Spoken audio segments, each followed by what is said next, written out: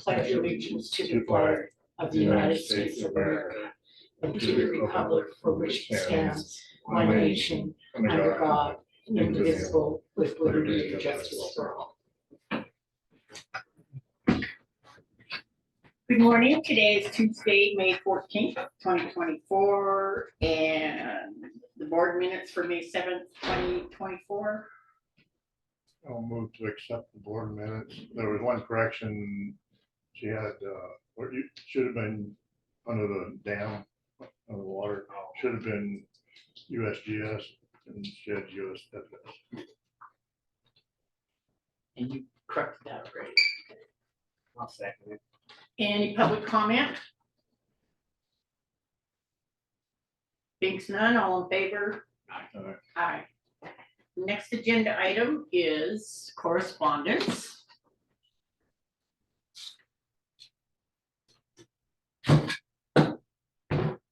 The first is an email from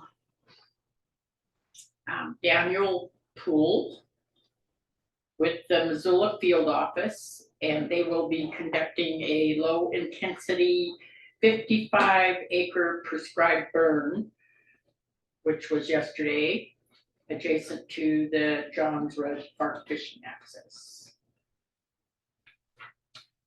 Notifying us. That's up to Blackfoot, that's right there, it's John's Road, it's right there, it's like close to 10 miles up, you take a left, go in there. It's in Missoula County. In Missoula County. Yeah. Thanks, Scott.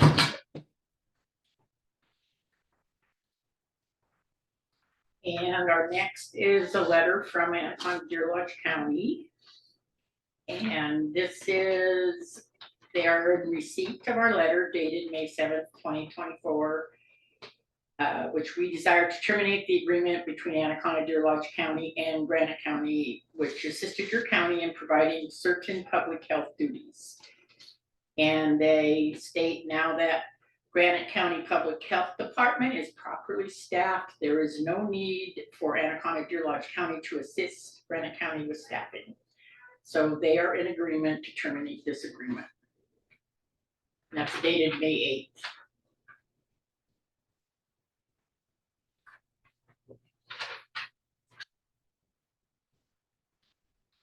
Our next item is a news release from the Western Montana BLM district, and they are stating that their fees are going to be raised from $3 to $10 starting May 20th. That's on the Garnett Ghost Town. Oh yeah, Garnett Ghost Town, sorry. Yeah.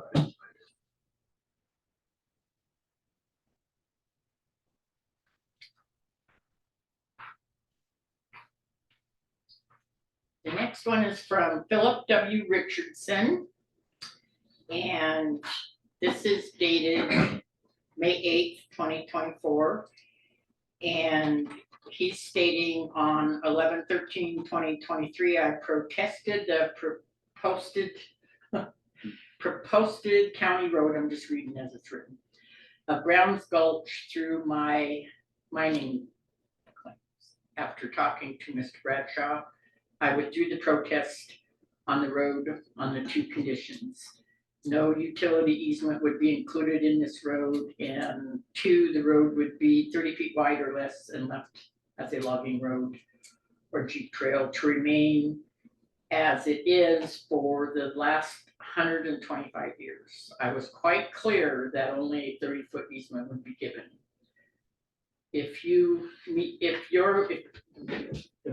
English grammar, about Browns Gulch Road, I see no mentioning of these conditions. Please advise that there is no plan of a road easement over 30-foot limit I have set through my property, and no utility easement would be given.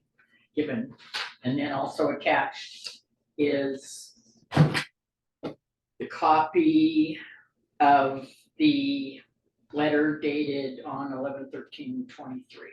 Now, is this the letters that were sent out to the county residents that are along the road that we were going to turn into a county road. Yeah. Is it a county road yet? Part of it. We got that. Did Are we Blaine, done with did the, Blaine agree to all this? did Blaine read it? He hasn't Agree to it? there's nothing here from Blaine. I think we'll just tape, or not tape, talk to Blaine and see what he told me. 'Cause I think a lot of it was with putting what Pierce, or not Pierce, that other guy was up there serving, making sure and looking at everything, so. Okay, so from what I understand, this is when the letters went out to the residents, they had a right to protest.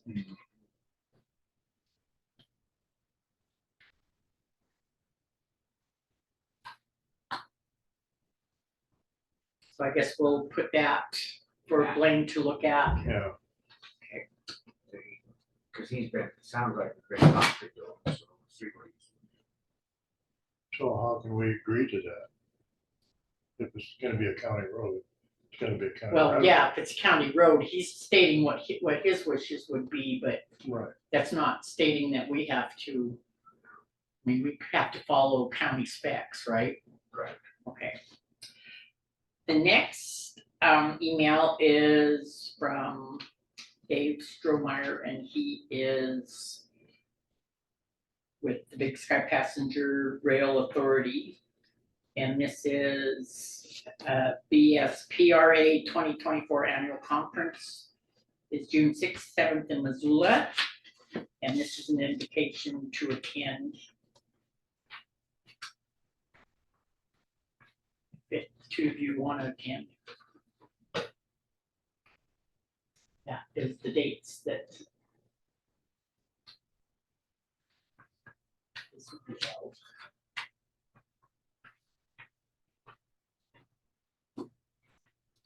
Okay, on this next one, it's from the planning board, and it is pertaining to a boundary line adjustment with Rocking Chair Ranch. And it looks like the planning board is stating that this is kind of, it's being reviewed as an invasion of subdivision, and I was wondering why we don't have the plat map with it. But I think this is notifying us that the planning board is stating that this survey that they're trying to do as a boundary adjustment is an invasion of subdivision regulations.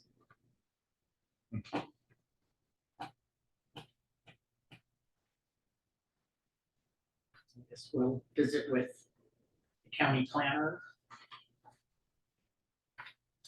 She's notifying us that they have a right to appeal this to us, like that last one.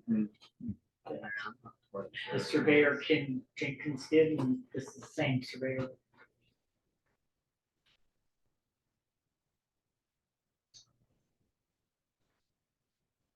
Yeah, I'd like to see the plat map, just to, Yeah, see what, it's right over here. I don't know if they've submitted it yet. I think it went to the planning board, and they're writing them a letter stating that. Good morning, Blaine. Oh, yeah, good. Yeah, we just, we got the letter from, a copy of the letter that the planning board sent to Rocking Chair Ranch, Oh, yeah. and it's a proposed boundary adjustment, but the planning board is stating that it is an invasion of subdivision regulations. And that letter informs them that they can appeal that to the commission. So is that something that needs to? Do we wait for the appeal? And the one thing that wasn't attached to that is the actual plat map that shows us how they come to the conclusion that it's an invasion. And that other one too. Look at that other one. Yes, sir.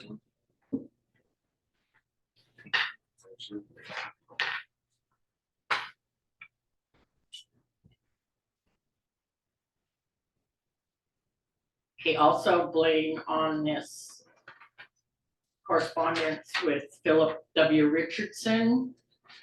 He sent another letter stating that the letter that we sent out for notifying the property owners around Browns Gulch Road that we were gonna turn it into a county road, and he protested on the 11/23/23, and now he's stating that. How do we address that? Well, this hasn't been on for public hearing yet, so it's a little, but his consent is based upon it being 30 feet and no utility, but, that's not workable. Yeah, I don't know that you said potentially that, yeah, no utilities there, keep it as, it's gotta be 60 feet. But guess, yeah, it's a future, I think, issue. Okay.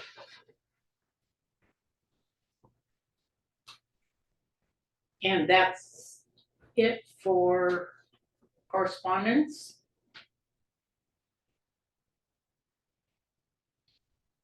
Now we'll go into public comment on matters within the commissioner's jurisdiction. Is there any public comment on matters within the commissioner's jurisdiction? Okay, My name is Peter Wendt. I have a place up in Shakopee. I know that all my neighbors and us are concerned about. can you speak up, please? Oh, my name is Peter Wendt, and I have a place up at Shakopee in Georgetown. I know all my neighbors are concerned about access in winter with regard to plowing the roads. And one thing I'd like the commissioners to consider is the economics of this. That, again, if we don't have access to our place for 5 or 6 months of the year, our property values are going to decrease. And we're going to get reassessed at a lower rate, and your tax monies are going to be less. But broader than that, I would say, I think you need to think about the impact of businesses and enterprises here in Phillipsburg. If people like this don't have access in winter, they're not going to come down here and fly. And it's not just me, but it's the people who I bring to come in to visit. Friends and out-of-staters who come to go to the chocolate place and come to buy wine and beer and eat at the establishments.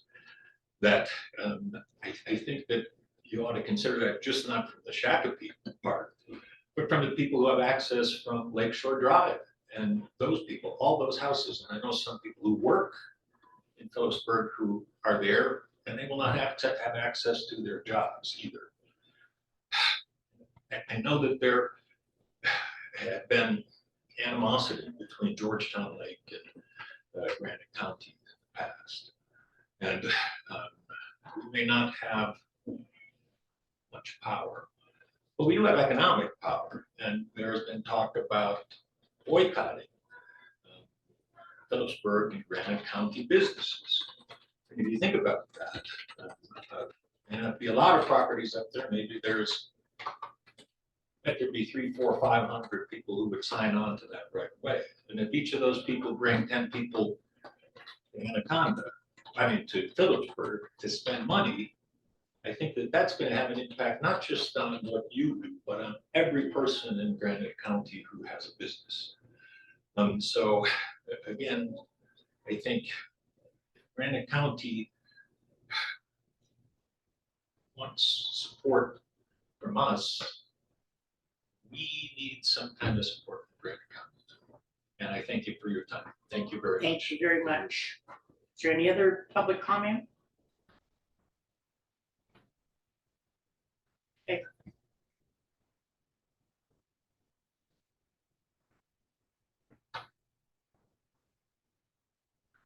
You pronounce it Shakopee. I think it could be Shakopee or Shakopee. I pronounce it Shakopee. Or Shakopee. And it's not just, Shakopee is all over the Midwest Yeah. too, and North Dakota. And then some people say Shakopee. Says it the What do wrong you way. say? I think you say Yeah. tomato, I say tomato. So, And Shakopee, Shakopee, that accesses from Lakeshore Drive, is that what No, you're saying? actually, it's from Upper Georgetown. Upper Yeah, Georgetown. you can get to, Yeah. like, we have to go through Eccleston's, which is a Okay, right. beautiful drive. If you can, I'm sure you know. So, yeah, upper Georgetown. So thank you very much. Thank you. Okay, we have probably 5 more minutes for public comment on matters within the commissioner jurisdiction.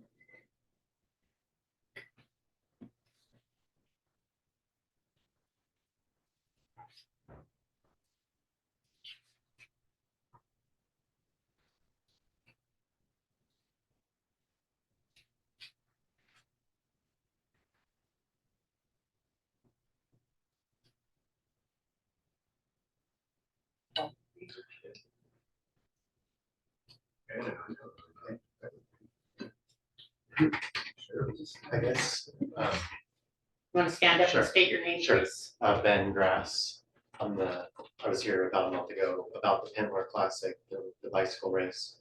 I don't know if Billy Ann forwarded my email to you guys, just updating you on where we were at. Did she? Just basically, we have our USA cycling permit, which means we have $2 million in liability insurance. And we're basically just waiting for DOT approval, and I've had some correspondence with the superintendent about that. And that's kind of why we're here today, just to see if that comes up, if I can answer any questions or concerns. The only other thing that I would bring up is just, we rode the course on a Sunday, and I mean, generally, Rock Creek Road is in pretty good condition. The first 1.5 miles off of Skelco has a lot of washboard, so I don't know if there was a plan to grade it or not, but again, if it's graded like within the month right before the race, that would be very problematic for us. It was already late. It was, That's how much traffic comes. Oh, You really? can't keep up. wow, Yeah, it was already late. okay, geez, okay.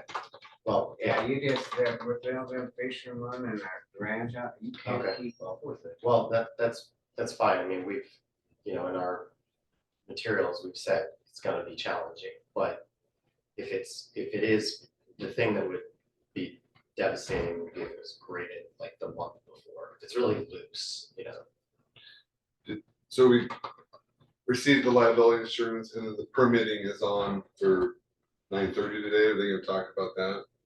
well, Blanche. Go ahead. The thing about today is they're just coming in to talk about upcoming projects or what our concerns are. It's not, I don't think it was so much this Okay. bicycle thing, this is like down. I there think now. Billy just brought up petition that could be asked him, I think. Well, I Yeah, think so, that's why they're right here, like, yeah, what I understood and read, it was just they're coming in and they usually give us what they're gonna do. you Okay, know, Go from there and then what we can do. broader than just a bicycle. We can yeah, bring I it mean, up. Yeah. it was just, when I've been corresponding with the superintendent, he would always typically respond with, oh, you need to change this, or what about this on your traffic control plan? And the last time I corresponded with him was Monday, and he hasn't said anything, so I kind of assumed after I heard back from Billy Ann that maybe he just wanted to talk to you guys about whether you were on board or what, but maybe it won't come up at all. I just wanted to be here in case. And then you were gonna provide up the final plans for the race. Did you do that yet, or? Do you mean the Or- route? Yeah. the route. Yeah. Okay. Yeah, All right. yeah, All right.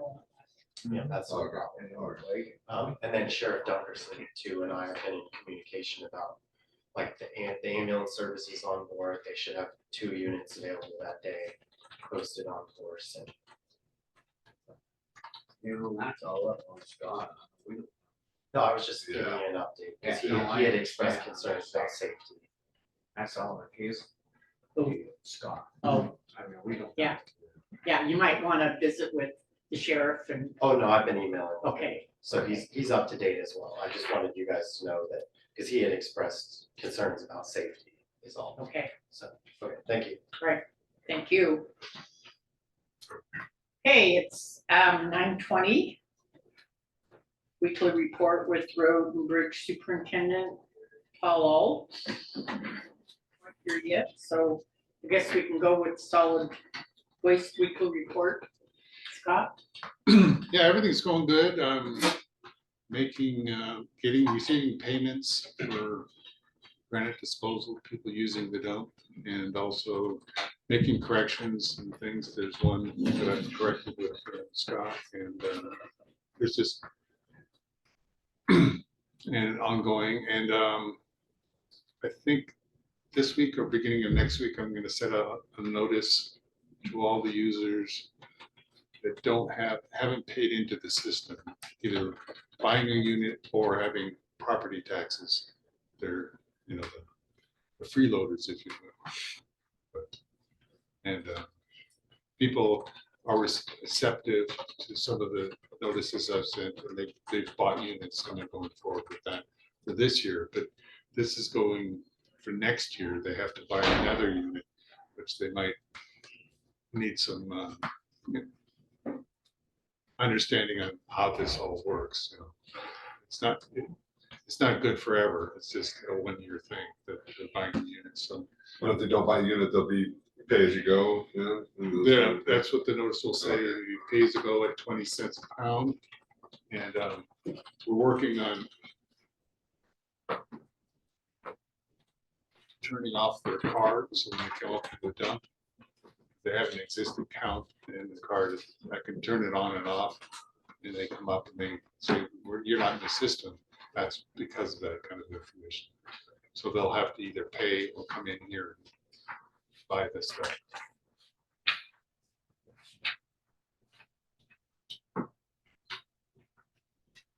Other than that, that's pretty much it.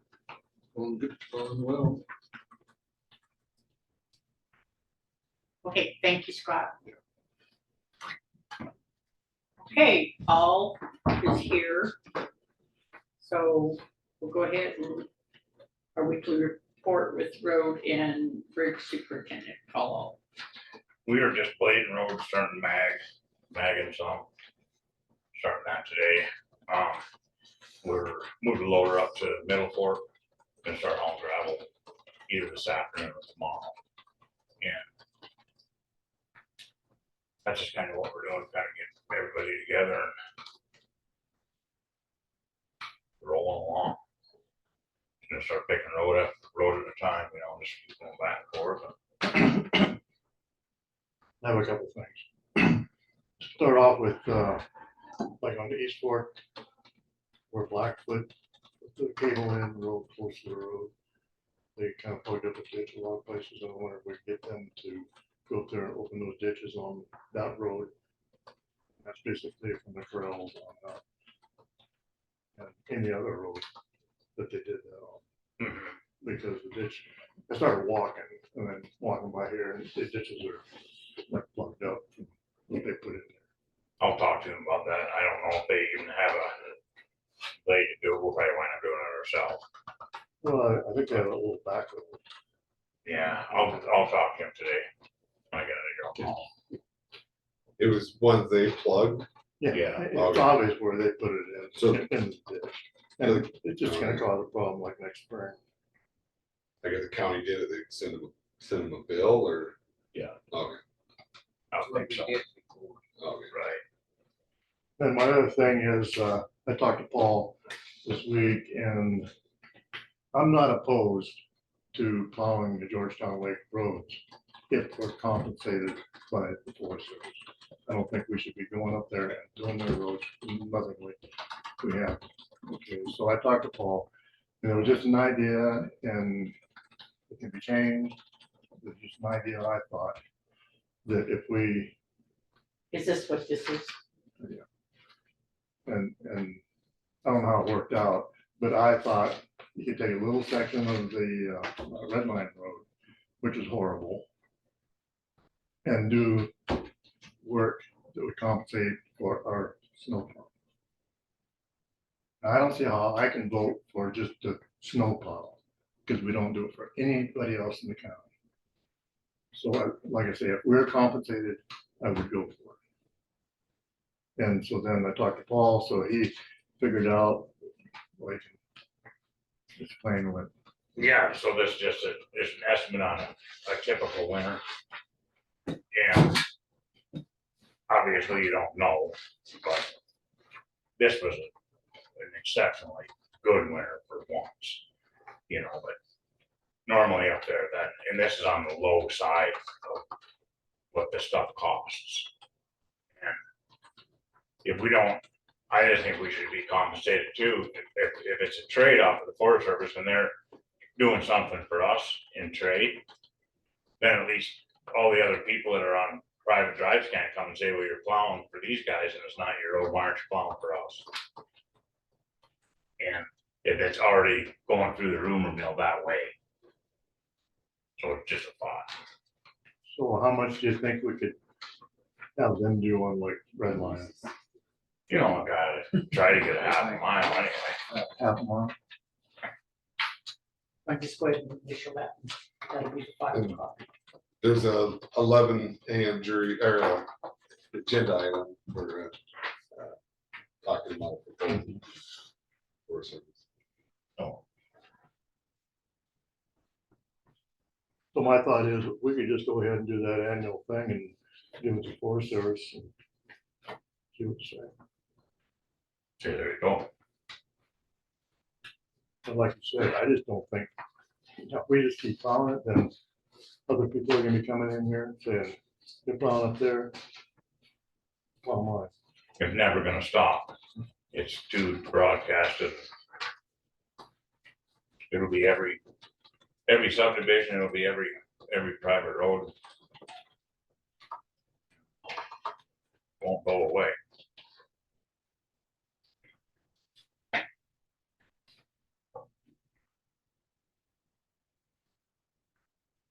Well, we'll just put this with the 11 AM proposal.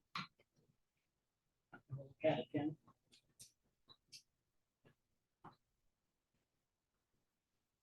How about a quarter mile on Red Line? I mean, that'd be great too, you know, if they could get them to do it. It is so horrible, you know, having out better. Right. You gotta start On that somewhere. road, a quarter mile. is really nice. Yeah, I know. Takes a long time to do it, and it's so nasty. And we gotta get a little bit every year, you know, like we were talking. Well, Linda's gonna be down here on the Is she gonna 11 come AM, down? and she's thinking the negotiation should be on the, you just do 406 and that the negotiations be on Lake Shore Drive. That's her thinking. Two, what The, did you say? she thinks that based upon the past, the 406 should just be done and that the negotiation should be on Lake Shore Drive. But 406 should because, yeah, I'll let her explain. Yeah, everything. So That's why. she Upper was- Georgetown. right? Yeah, she thinks that should be done without part of any type of negotiation. That's why she was gonna call you. She called me. Did she call you? I think that's more for the 11. Yeah. 11 AM. Yeah. Who paid 406? No idea. Was it the county? Huh? I don't think it was the But county. we fix it. Continuously. Go ahead. We have a public comment here from, you live, I don't know either, but we moved here in 95. And the road was just done that year, and somebody did it, right? So it was I mean, back so it in was done the year, 94. so it was 94, 95, the road was Christine. beautiful. Beautiful. That's what I was gonna say, but you might look back, because that's almost 30 years ago when that road was done. Must have been 406. Likely. We have, Well, that's black. are you through with your report? Yep. Okay, so we have a public comment coming from Elena, and this would be on the weekly report with Road and Bridge Superintendent. Discussion. Thank you, Elena Gagliano for the record. I just want to remind everybody that this discussion should be had about the roads at 11 o'clock when people know it's scheduled for 11 o'clock. And all this discussion should take place then. Thank you for the record. I think that was explained from you, Chairman. Thank you. Yeah, I think that was stated, apparently you weren't listening. That we were saved this proposal until the 11 o'clock discussion on the road maintenance with US Forest Service Road 406 and up, which is Upper Georgetown Lake Road and Lakeshore Drive 8686. Put your hand up again. Go ahead, Elena. Thank you. I was listening. I heard you. I just wanted to say for the record that that it's on the agenda for 11 o'clock, but you continue to discuss it. That's all I was saying. For the record, I don't have to be corrected by Commissioner, what's his name? Scott. Thank you.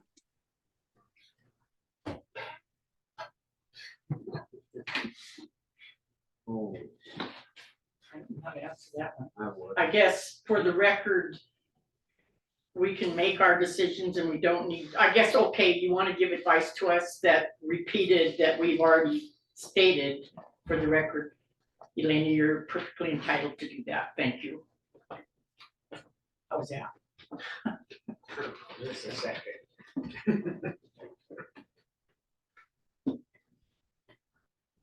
Oh, I Okay. have another thing. That's it? No, not quite.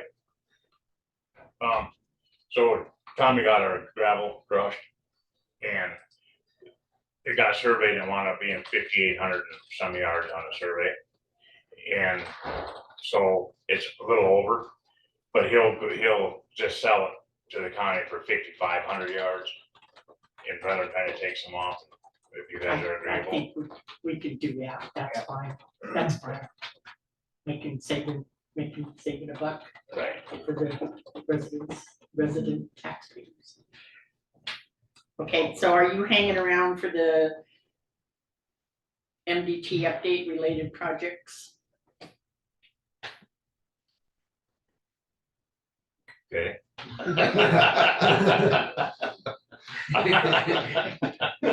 Are That a question or a statement? And ask. Do we have the MDT with us today? Want to come on up? Sit over here. and get them. State your name, please, and give us your Steve 2 cents. Felix, Missoula Area Maintenance Chief, Montana Department of Transportation. I'm Ben Hunley, the Missoula District Project. Go for it. And I'll give you a presentation on some of the projects we have upcoming here in Granite County. Printed up for y'all some maps. On some projects that we got coming up in the next few years. You said not this year, just scattered. Some are next year, some are in following years. I got one extra.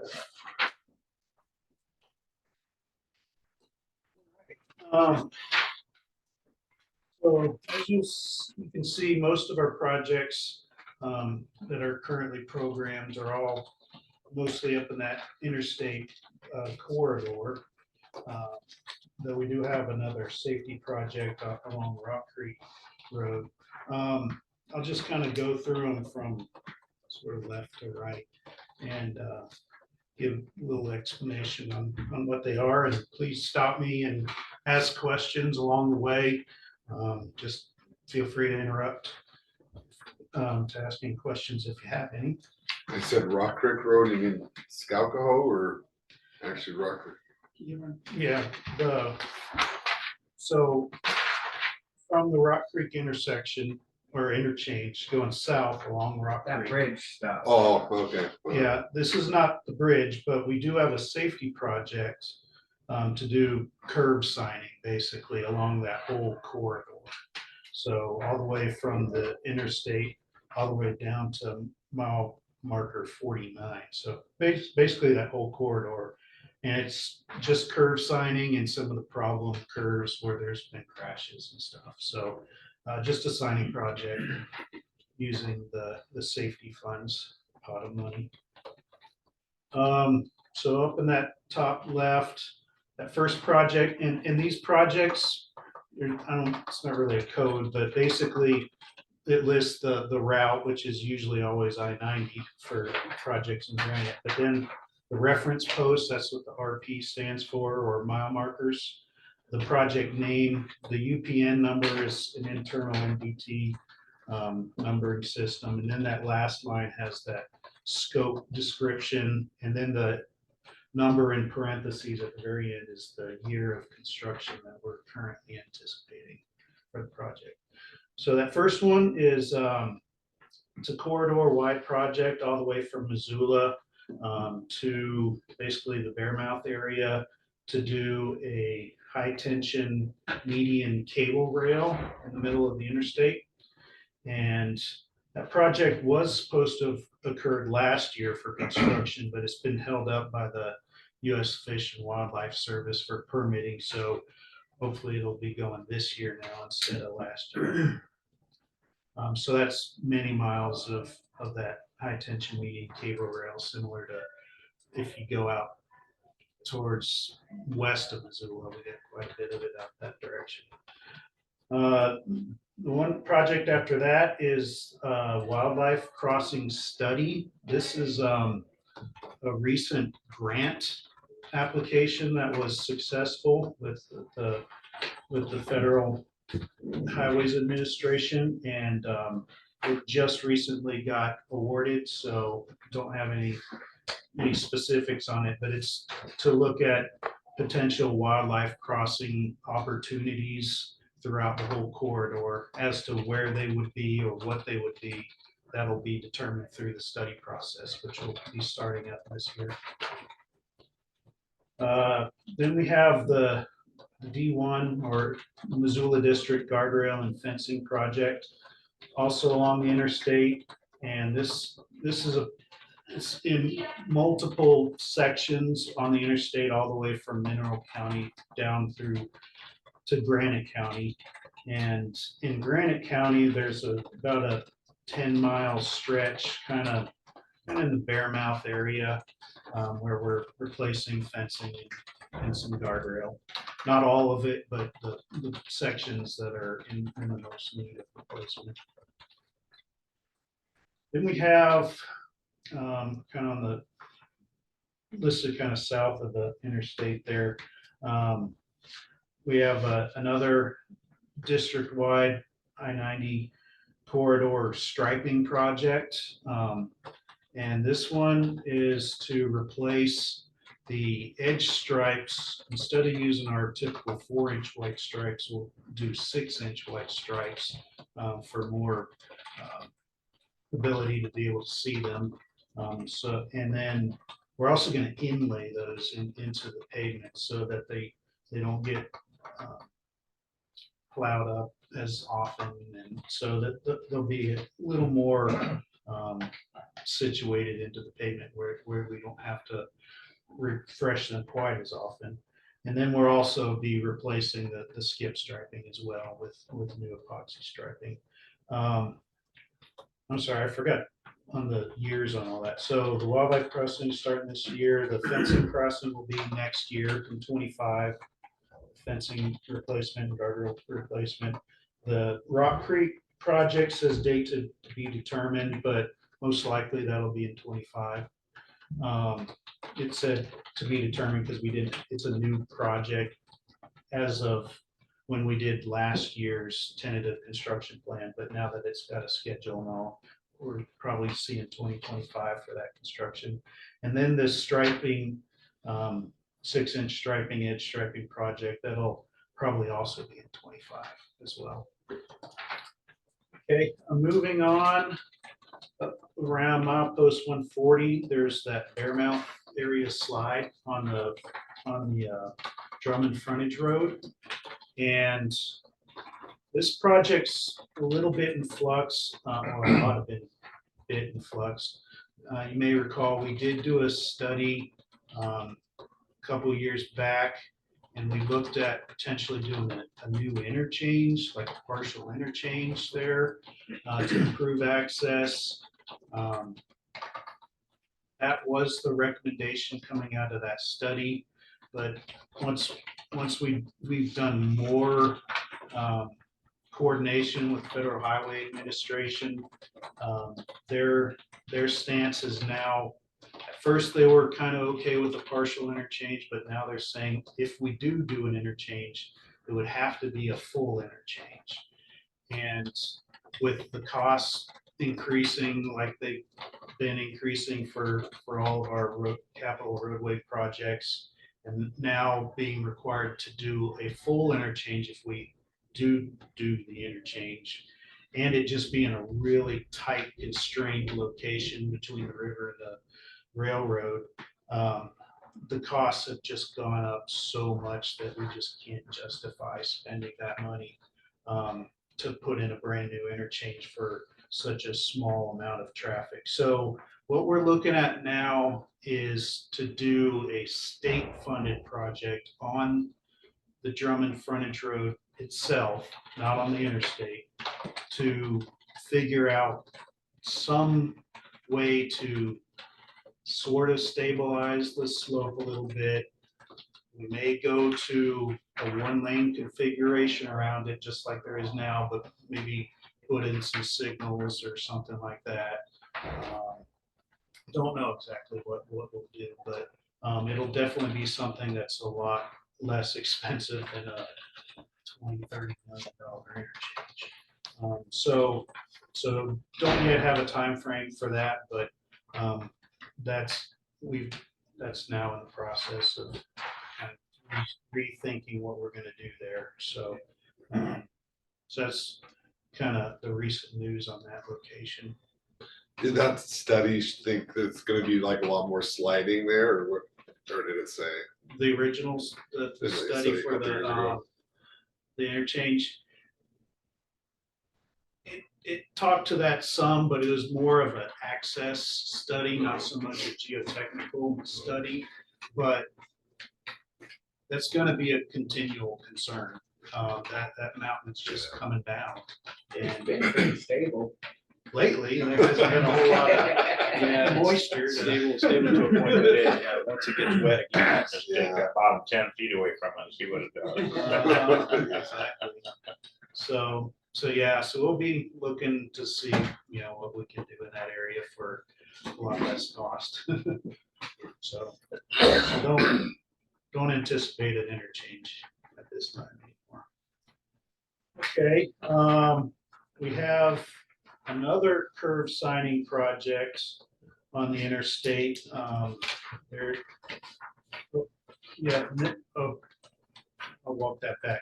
That's seeing that we're going from west to east.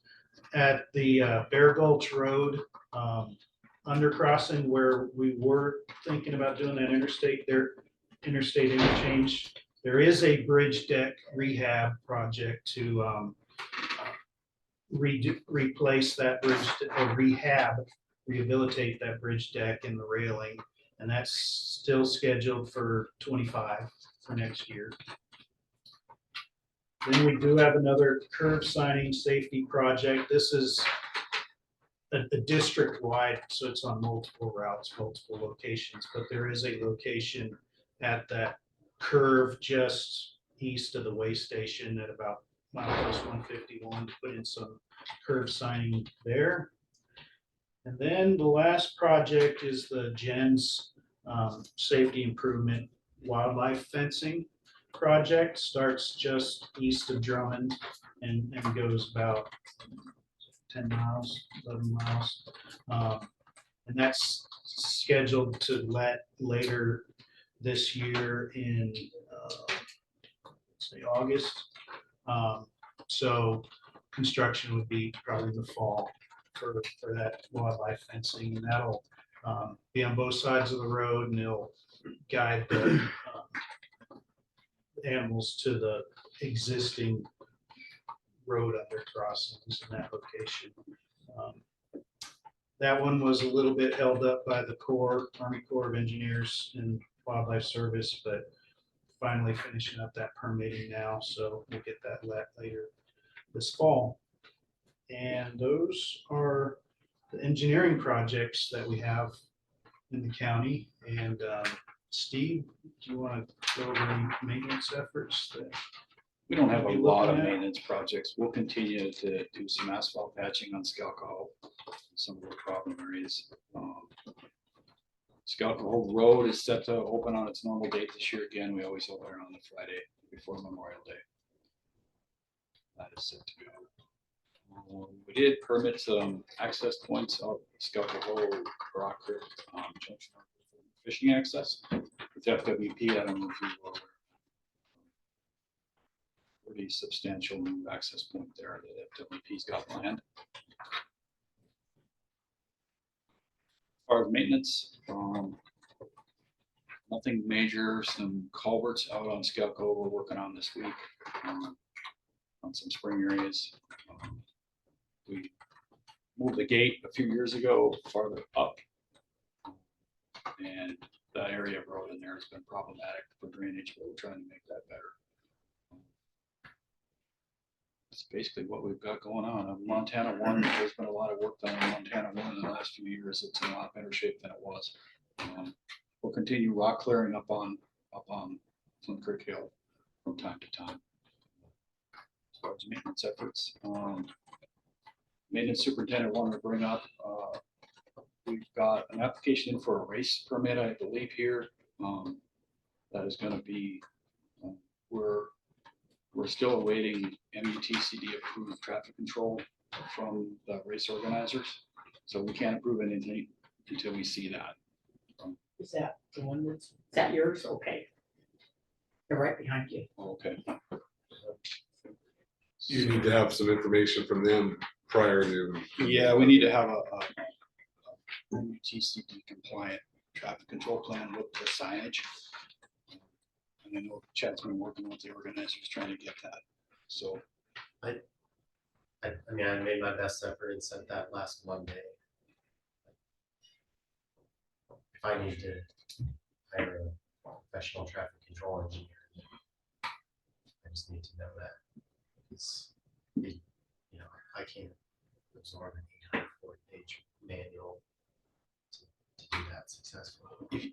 If you go into our detailed drawings on our website, you'll find access to the Montana, the MDT detailed drawings for traffic control. So you can find that in there, or talk to Petite Construction or somebody like Mountain West, and they can probably help steer you in the right direction. But we support the event. We just can't approve a permit without traffic control. It's in the big loop there between Motion Creek and Scalco and in town. So there'll be a lot of high-speed traffic on those roads. So we need to make sure that everything's signed right. How much time do you need before, like, a week to look at it or longer? A week's realistic once we get it in. When is it again? July 13th. Okay, it's got time. I'm confident we'll figure out a way to get it permitted. We support it. Thanks. That it? Any questions? Any questions? Other comments? Other issues? Oh, go ahead. Had a couple people still complaining about the weigh scales there, the garbage. Okay. To be cleaned up, they're going to the bathroom over the bank, all that stuff. I don't know how you'd ever stop it, but if they called again this spring, and said it's getting worse again. Okay. Both sides, east and west, I know it's a pain in the ass. Okay. So. Any other public comment?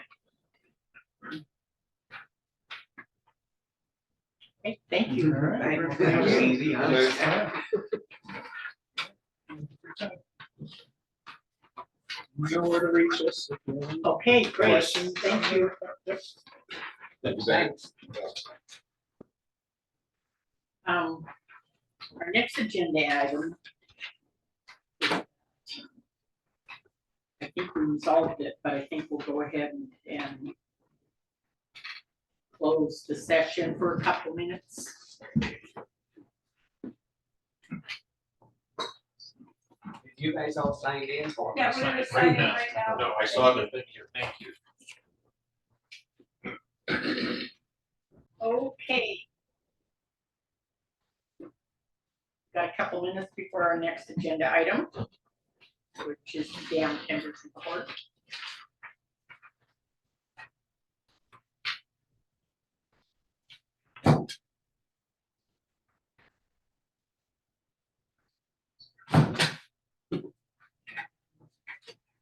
We also have the Georgetown Lake update on May 13th.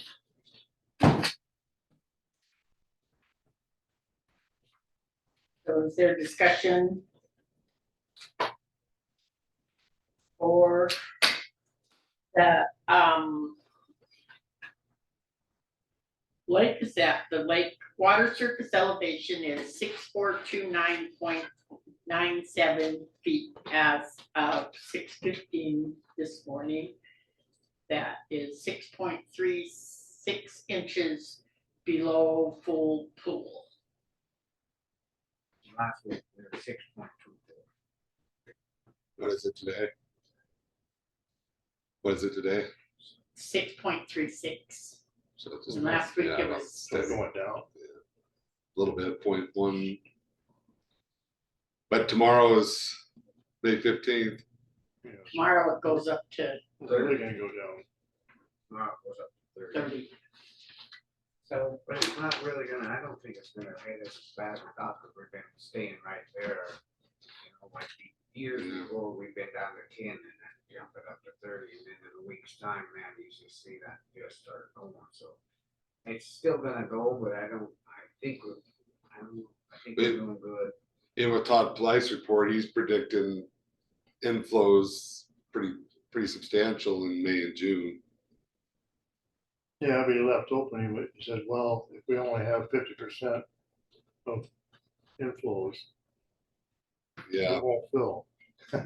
but yeah, that will happen. Yeah, that'll happen if it gets that dry. Yeah. It's based on 70% of the average, so we should be all right. I think we will, and plus Silver Lake's pretty cool. So then we have our update that's included with this. So I'd encourage you just to talk about starting tomorrow, 30 CFS. So yeah, So, and Yeah, that you don't have to get permission, we just. correct. Yeah. It- For quarter. A motion for tomorrow. Motion is, You'd actually need, be a temporary modification to go lower or higher than 30. motion is to go to 30 tomorrow.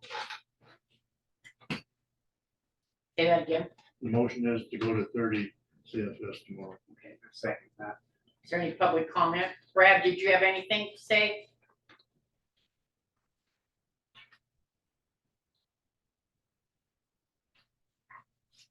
Sorry, I was muted there. No, I just jumped on a minute ago, so I didn't really catch all of it. I'm sorry. Do you guys have any questions for me? Do you? What was your guys' motion? Just to go to 30? Go to 30 tomorrow. Okay. Yeah, no, that sounds reasonable. Well, it's like we have to, right? Yeah. Not really, well, that's what we have. Anything above or below that, yeah, is a temporary modification request. So yeah, we'll keep it to, well, that keeps it to it. Right. Looks like in the report, it's maybe a little tighter on water than I even expected, I guess, based on the last report. So yeah, I think 30 sounds good. Okay, thank you, Brad. Thanks. Okay, all in favor? Aye. So at 10:10, our monthly claims review and approval.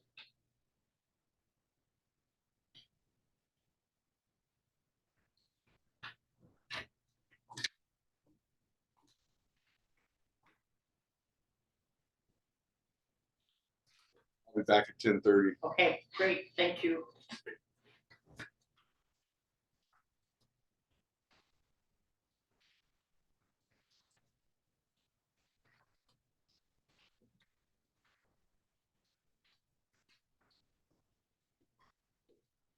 Explain that to you, that when Scott was talking about. Need to chat this he was talking to afternoon. me about this So just, change. but Well, that person took some took garbage in there. He has two tax ID numbers. One Robinson picks up, the other one's way up in the mountains. Well, when he took it in, he told him which one, it was just a wrong button. So he was getting charged for a dump, but he has 2,000 pounds. So that's, when I was trying to explain that to him, that he said, well, it's Robinson Clear. I said, no, it's not. One here is, there's two tax ID numbers. That's what he's, So he's got what, a mining claim or something, house. or house, And he has to be paid $135 a year on it, so. and then he has another one, another, he has two tax.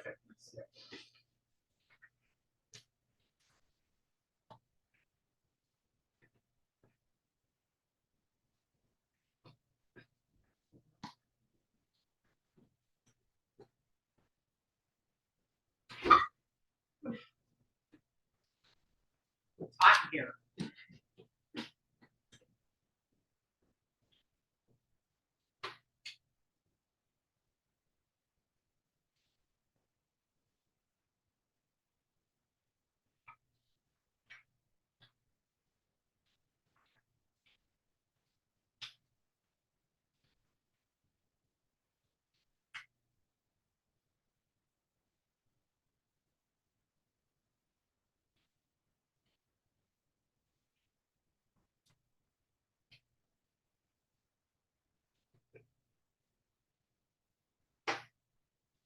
Paul said it was not Jeremy.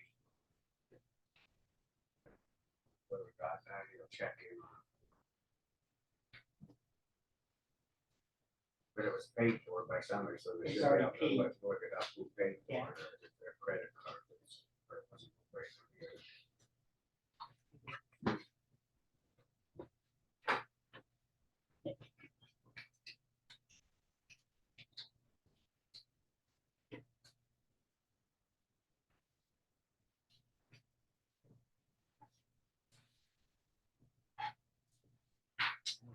That garbage down there, it is, Is it? So who's, state. is it truckers that are parking there and just going over the bank? Every year we bring it up. One time they was talking about how, I said, no, it's not county problem. They were guys in there, and they sleep there. at night. They need to do something. So bad. By fund. And then that's the tire list. There's the file. Thank you. You're welcome.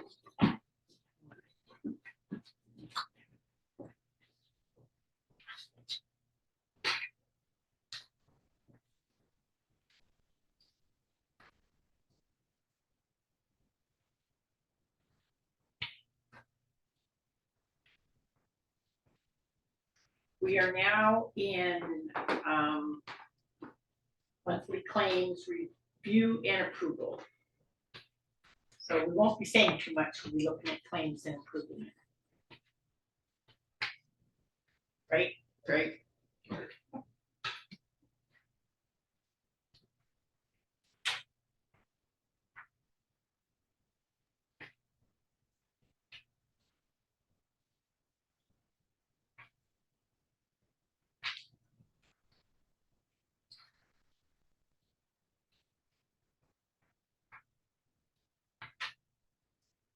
Is this grass cutting for here?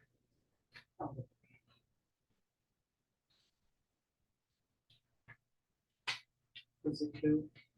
That's east.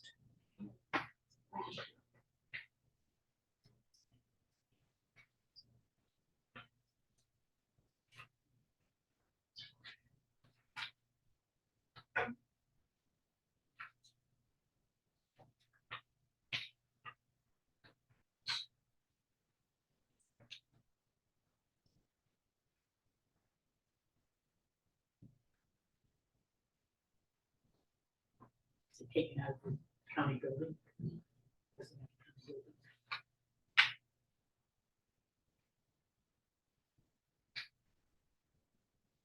Or does it just say general fund? You said What's the, 27.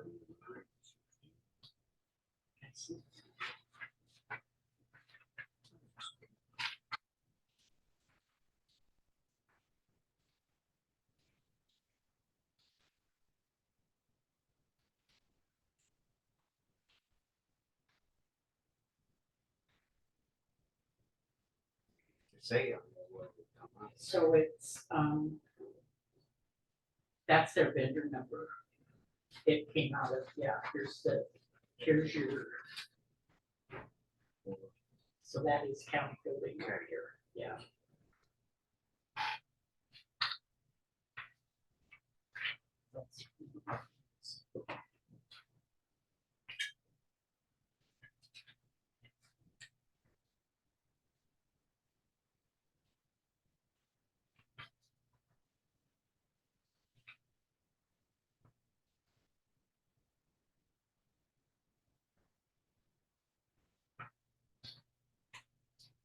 Do we have to call Paul Town and tell him, make sure that normally it turns out after 30?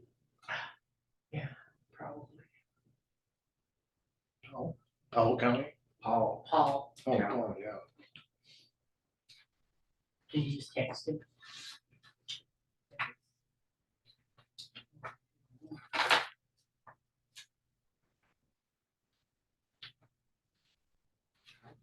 Yeah. Almost forgot. I got it. You got it? Okay.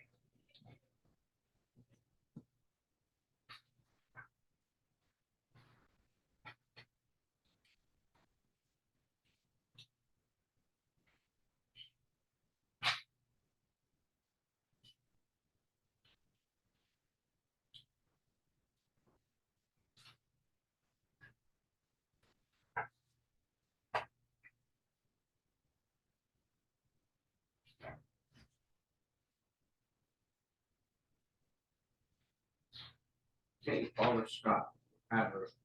Good, how are you? Hey, we'll go up to 30 tomorrow. Alrighty, how's everything going? Oh, all right. All right, but I'll be in touch with you. Thanks, man. Bye. He'll get on it right away in the morning. Today at 25.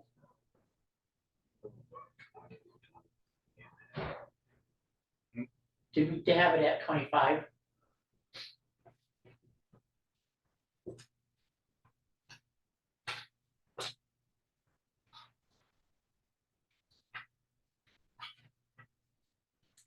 Do any of those you need to look at? All right.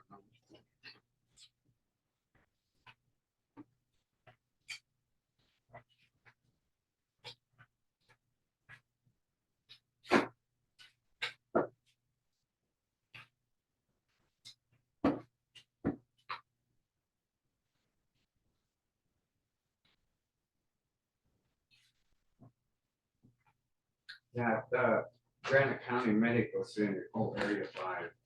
We get that and then we just kick it over them, but it's gotta come to us still. But that's an expenditure. What is it for? Area 5 contributes. Oh, contribution? Oh, okay, yeah.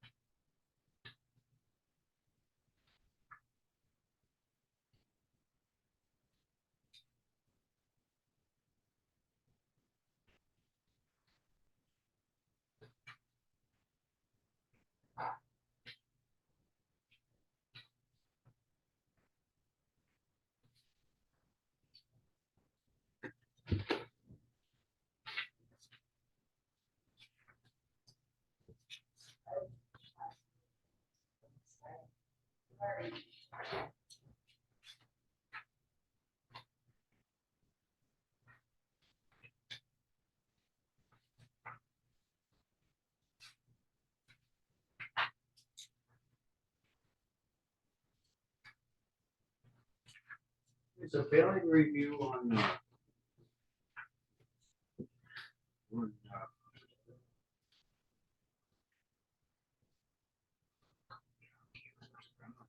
I was just reading this billing review for Rachel Johnson. Is she doing some billing for us? That- She doesn't, she's not doing enough for us. She was already applied. Why would we be paying her for billing?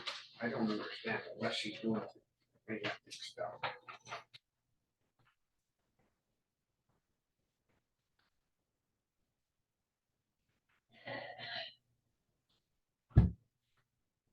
Take it out of 2976, which is immunization. So unless Debbie had her do some. He is She's Johnson, She works for Area 5. She's, Rachel does. yeah. I didn't have to go.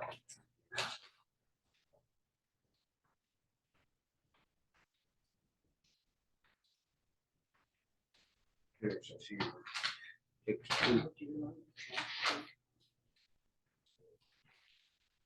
28013. Yeah.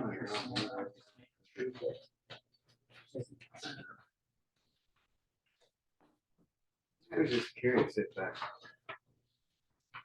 Custom.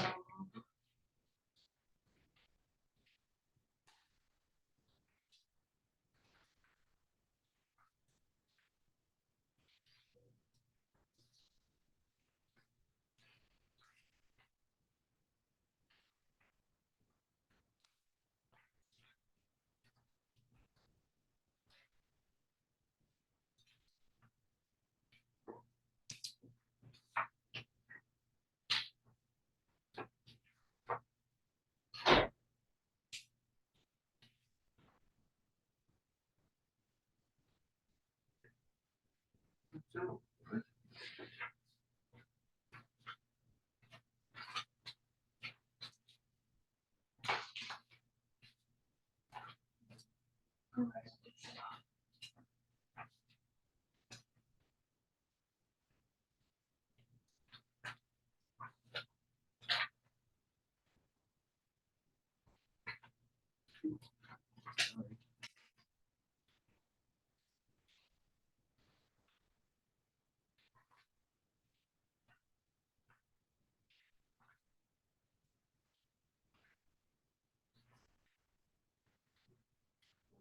it's, you know, you get.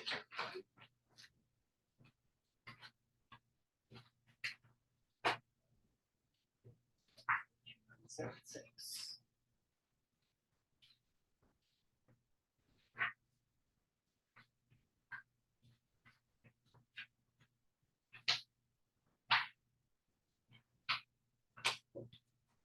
So it's taken out the immunization.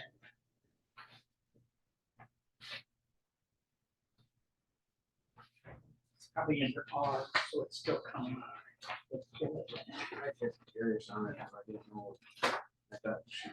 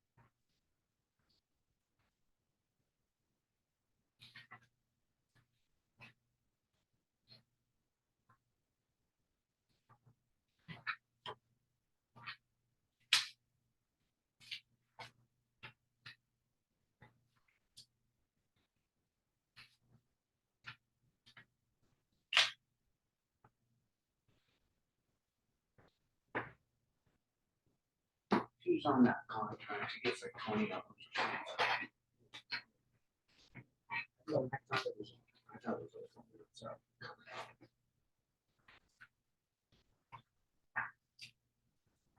Is that like, immunization shots?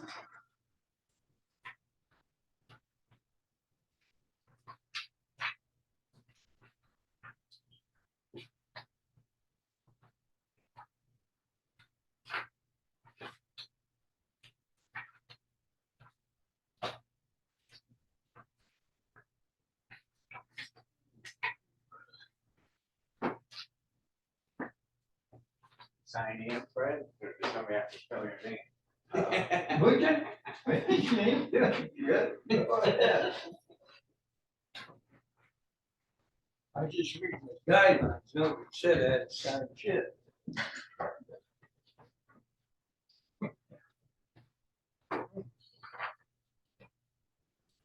Oh, boy.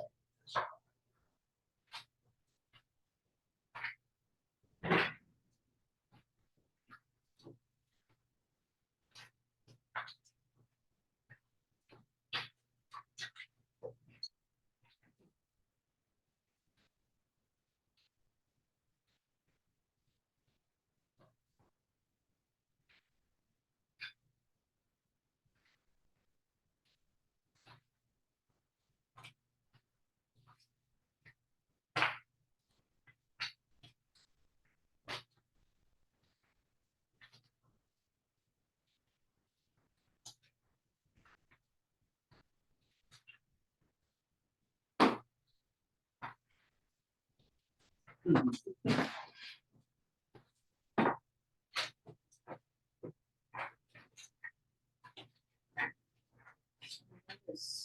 doesn't even follow through and put totals on the bottom of it. She's time there's no. Well, that's why I'm working on kind of following down.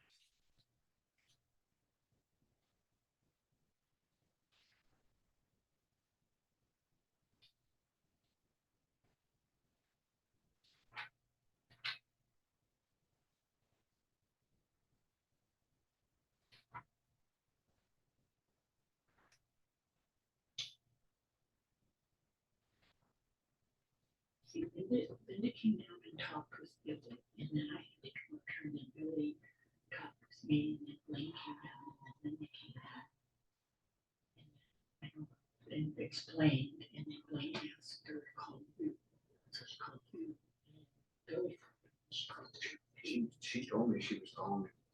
He said around.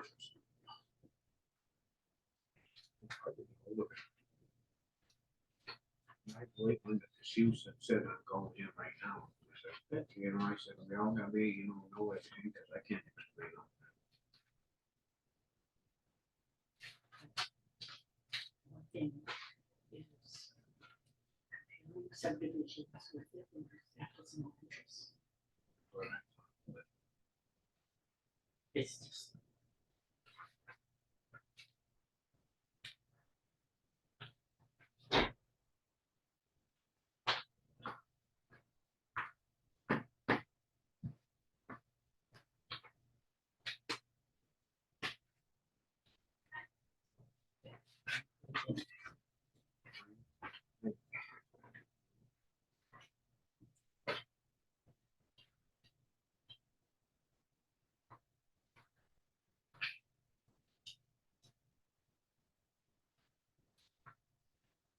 Keep my tools. I'm not saying. I'll take them in with, I'm not saying. Well, maybe I might mention something. It'll just. Go off. It can't be questioned. Make a motion. Make a motion, is there a second? Any public comment? The motion was made to approve the claims for the month, I guess we're in May of 2024. All in favor? Aye. Aye, okay, motion carried and passed. Okay, so 10:30, solid waste proposal with Grizzly. Okay. Where do you want me? Hanging out? So it has discussion and decision. I don't think we can make a decision. No, you see, it was supposed to be just discussion, that's my bad. Yeah, just discussion for sure. A lot of things. Okay, can we wait till Blaine gets here? He's Sure. here. We've got a couple minutes. He'll be down it. How's it going? Yeah, good, how you been? Good. Been a bit. You're busy. Man, yeah. We do about 700 new accounts a month right now. Doesn't slow down. Can get busier too. Yeah. Stuff. People moving in. That's crazy right now. Yeah, it wasn't supposed to, that was my bad, it wasn't supposed to say decision, just discussion.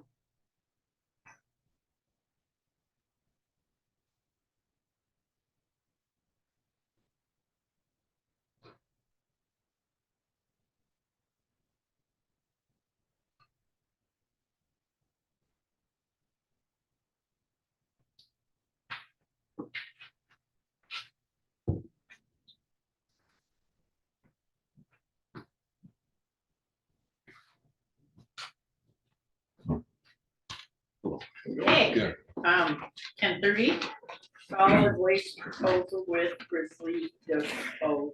So if you want to introduce yourself and Yeah, Billy Fisher, owner of Grizzly Disposal. I'd like to talk to just a few different ideas today too, so I know I've briefed you a little bit. free too. Okay, you have to just. Scott, sorry, Mr. Adler, yeah. We've got Zoom here, so. Yep, I'll get into it though. So there's a different way that you guys could go around your disposal of your waste here to save the county a ton of money.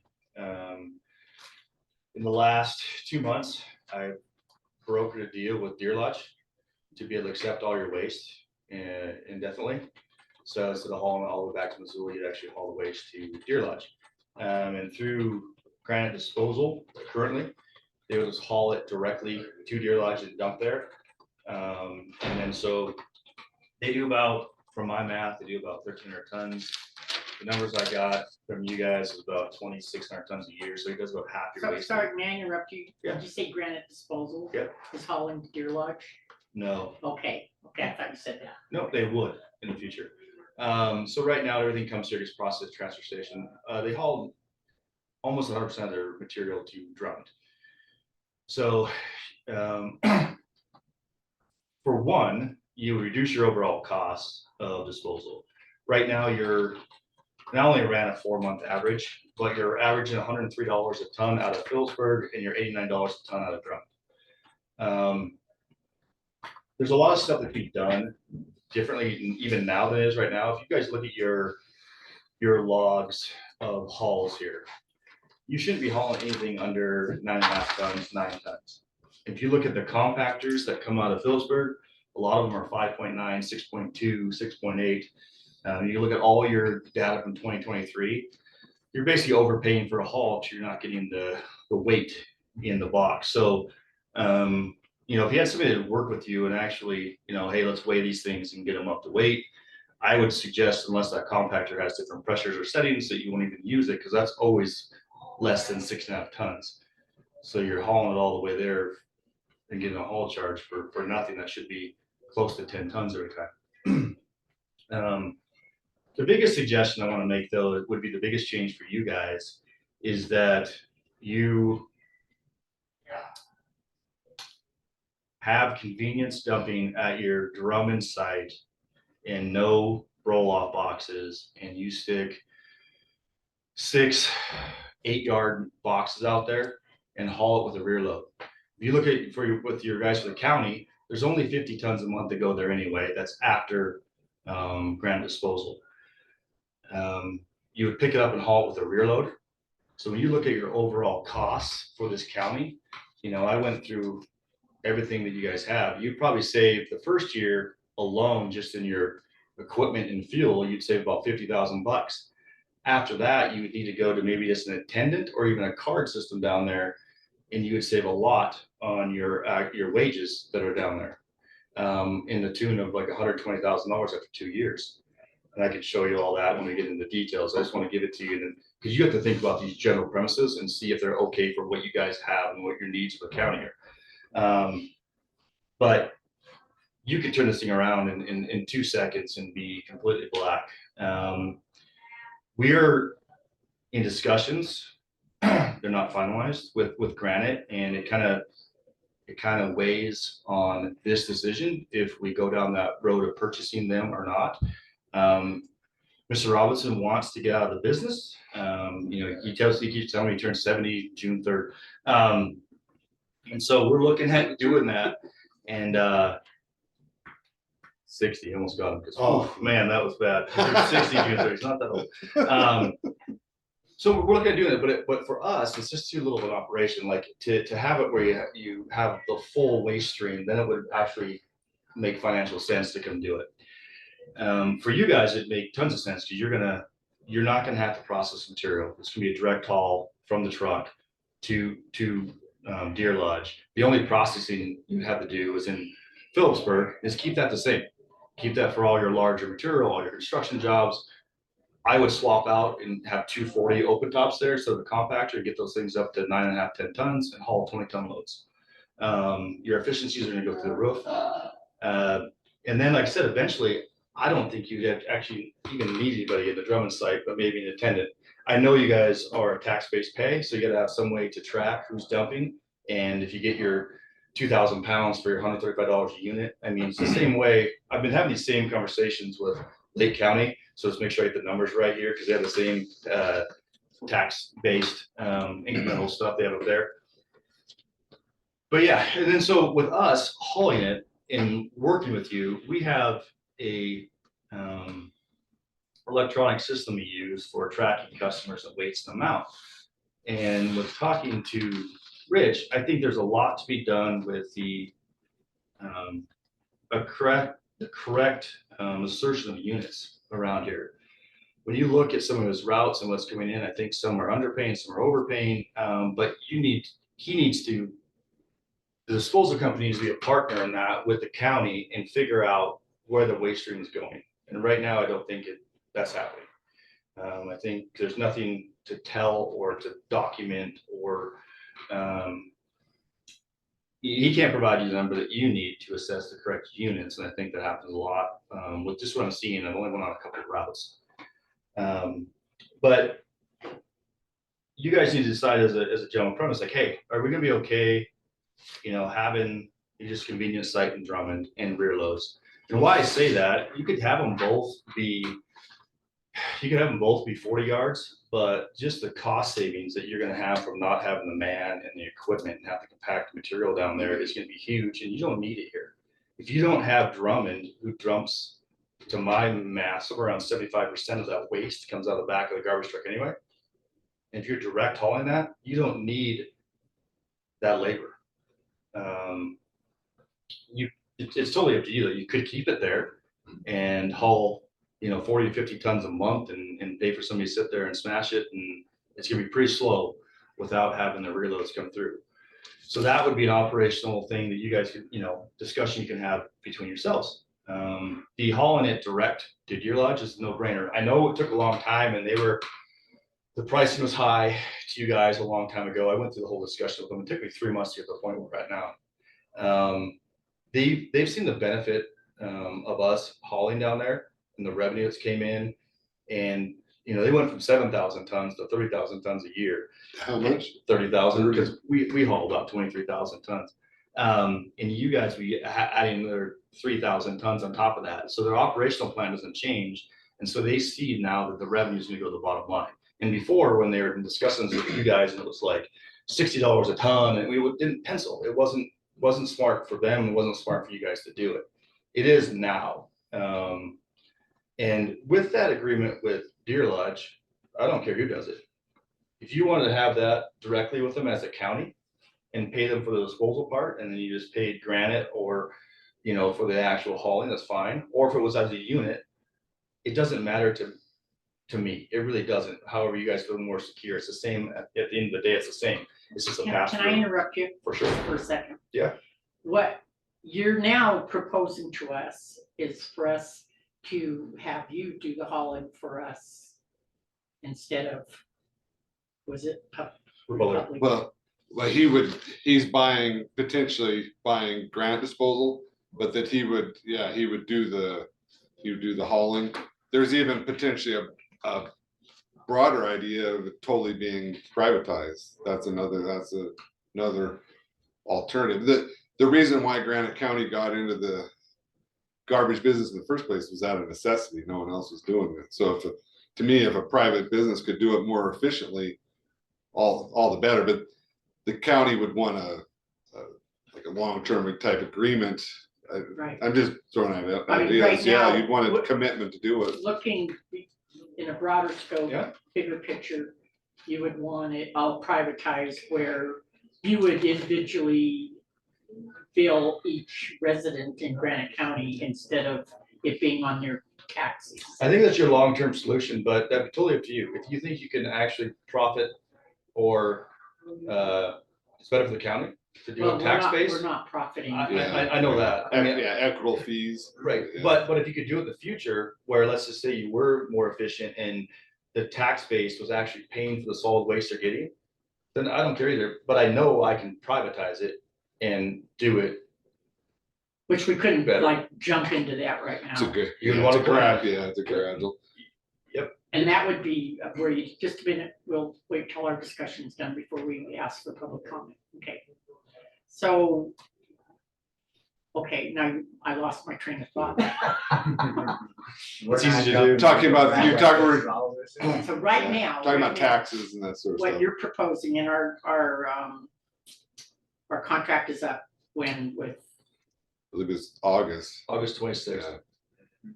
and you feel that you'll bring us a proposal with figures. Yes, I already have them, but you just need to, the general premises you need to agree upon, right? Like, hey, you're gonna do this, operationally, it's gonna look like this. If you're okay with that, I'm gonna give you numbers that look better than yours. Okay, one thing too, does Deer Lodge County know that, okay, you're hauling to Deer Lodge County from where, Missoula right now? So, Or it's Powell, right? Powell County? Powell County. Yeah, Powell Yeah. So County. you've got that whole area, and are they okay with possibility you're gonna be hauling from Granite County? so yeah, I've had that discussion. So I have a different contractual agreement with them, right? So I have terms for the trash that comes out of Missoula that is neither here nor there. I negotiated a separate deal for your guys' county's waste that could be infinite. And obviously there's gonna be incremental price increases based on trash, water, sewer, whatever comes up. But your deal for this county to be able to have access and use that landfill is specific to you guys. It's not gonna go away. Like mine is a 3-year agreement. It's, it could go away, it could not. I'm working on getting my, own landfill this time anyway, but this is specifically for you and it doesn't go away. And it's not something they can pull. I made that very specific with them that they have to do this infinite for a price, right? Whatever that may be. Then you can make that choice. It'd be increases based upon some. Usually it's trash, water, sewer percentage every year, Okay. Some set standard. Yeah.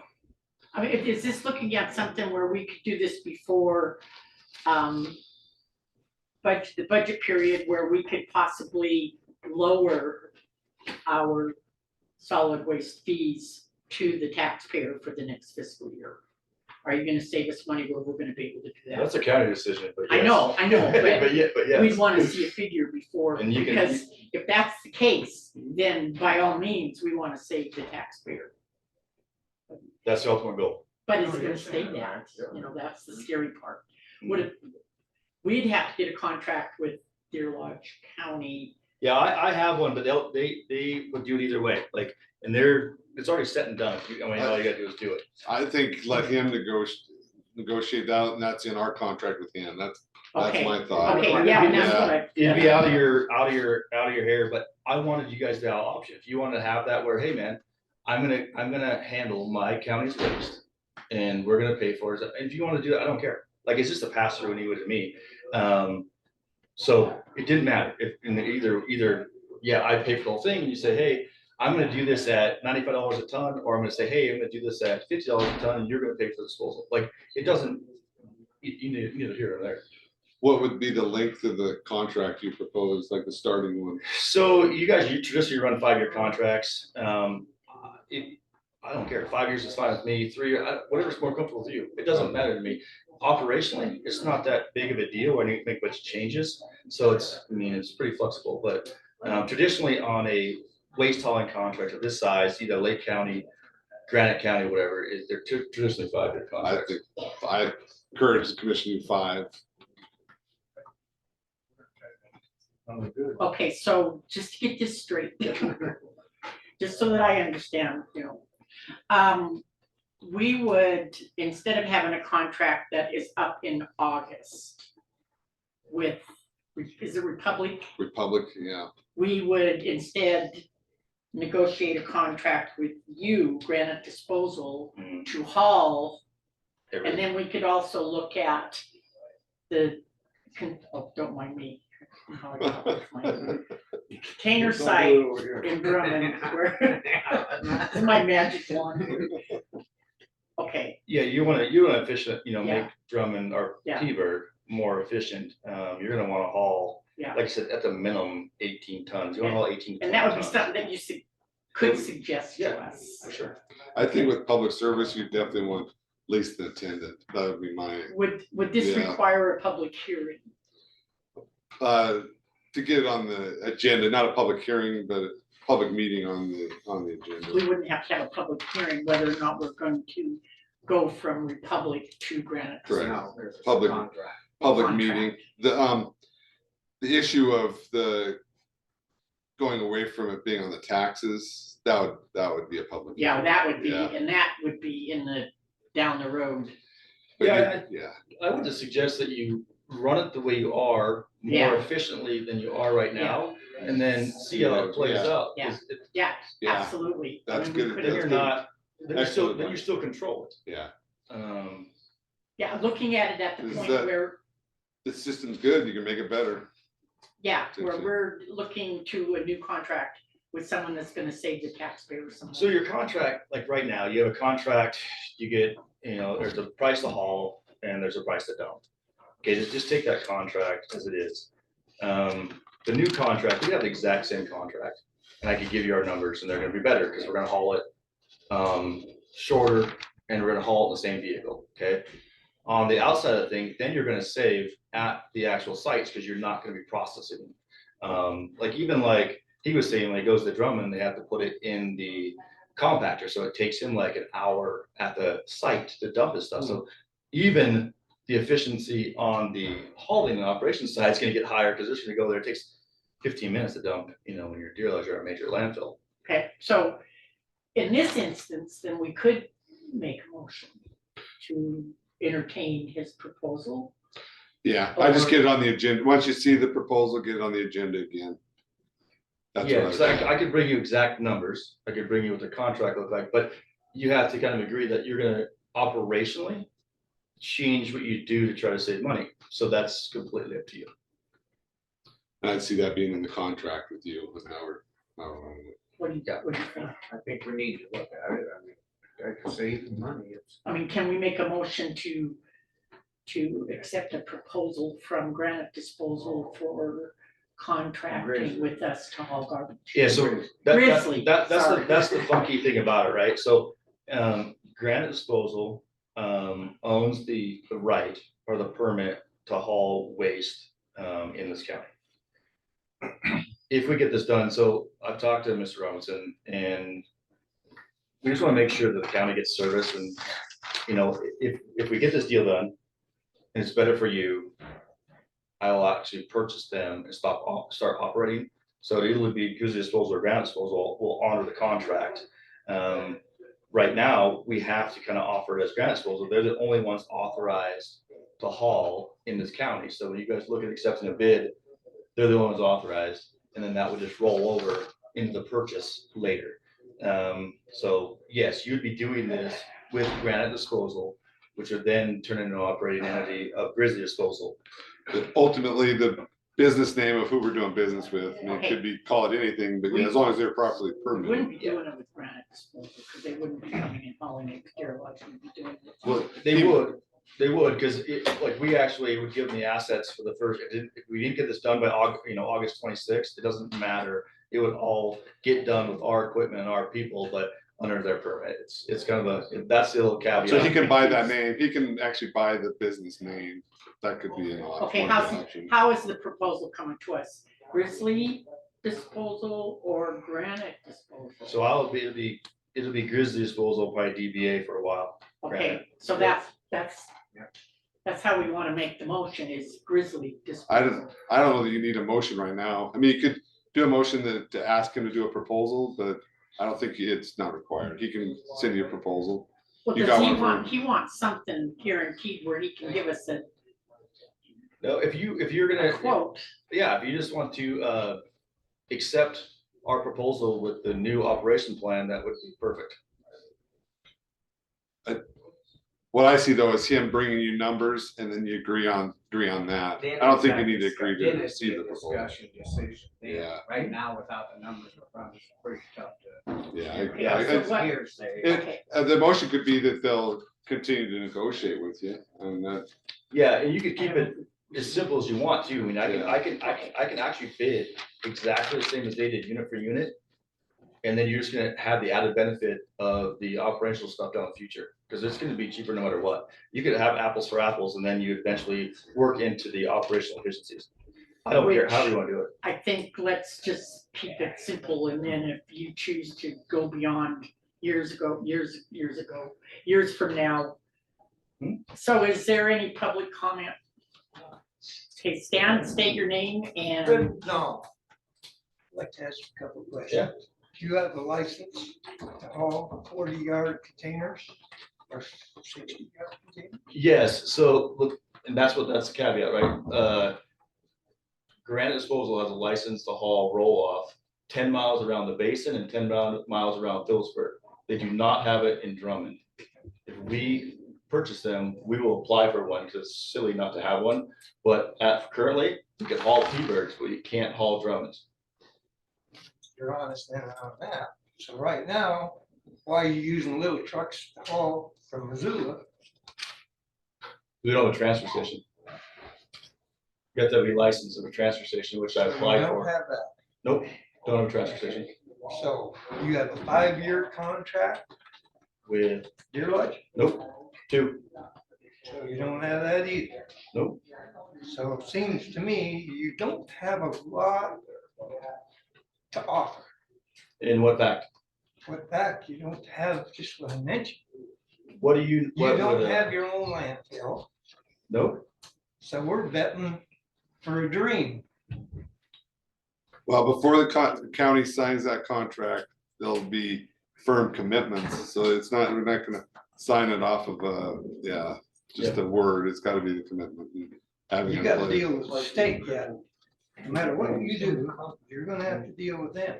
State? They're gonna give you whatever you want. What would we deal with the state for? It's your license. License. Well, that's right. It doesn't really matter because Mr. Robinson will make sure that the contract is obliged by. Did you offer him money? Nope. So that's kind of up in the air too. okay, we There's a lot don't of need a things up debate in going here. on here Yeah, no, right now. yeah, he's making a good point that we're, there's things that need to be worked out before we get to the, and if it doesn't work out, then the county will be forced to go with Republic, but if he does get things worked out, then Can I it's say an one option. more thing? Go ahead. This is still the same thing. Why don't you buy 2 trucks and hire a driver and haul your own garbage to their lot? That's not feasible. Why?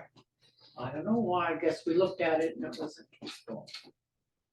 So You're saying our wages and stuff would be more than what he would haul it to their lot for you?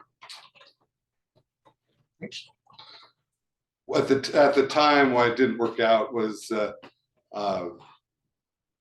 Powell County was charging a large amount, and so it was not making financial sense to go to Powell County. But with him negotiating this with Powell County, so basically Grizzly has brought this option to the county. It's only through what he's negotiated. That's something we should talk to you about, I think. Yeah, good. I mean, yeah, but my advice is to have him negotiate with Powell, that we have that in the contract that for the 5 years and. okay, basically what this is, it's still keeping our solid waste. It's having somebody else haul it. And he says he can do it cheaper than Republic. So, and we've looked at it and I don't know, what does the truck cost? $100,000? $335,000. 335,000. Buy a couple trucks for what? $1 million and then raise the taxpayers' garbage fees so that we can pay for them. And then pay the hauling fee and. One question. Does Republic charge more than Deer Lodge does for tonnage? Nope. Same. Here's one fact that the very few instances does government do things more efficient than the private sector, and I'll debate anyone on that. And even the prison systems run more efficiently when they're private, and so he makes a good argument. And Granite County is, I think, done a good job with the garbage. It was taken on by the county because of necessity, and You're looking at the county forming an enterprise fund and going into the garbage business is what you're recommending. The cool thing is you can do it without a permit. And so that enterprise fund would be for profit, an enterprise fund, right?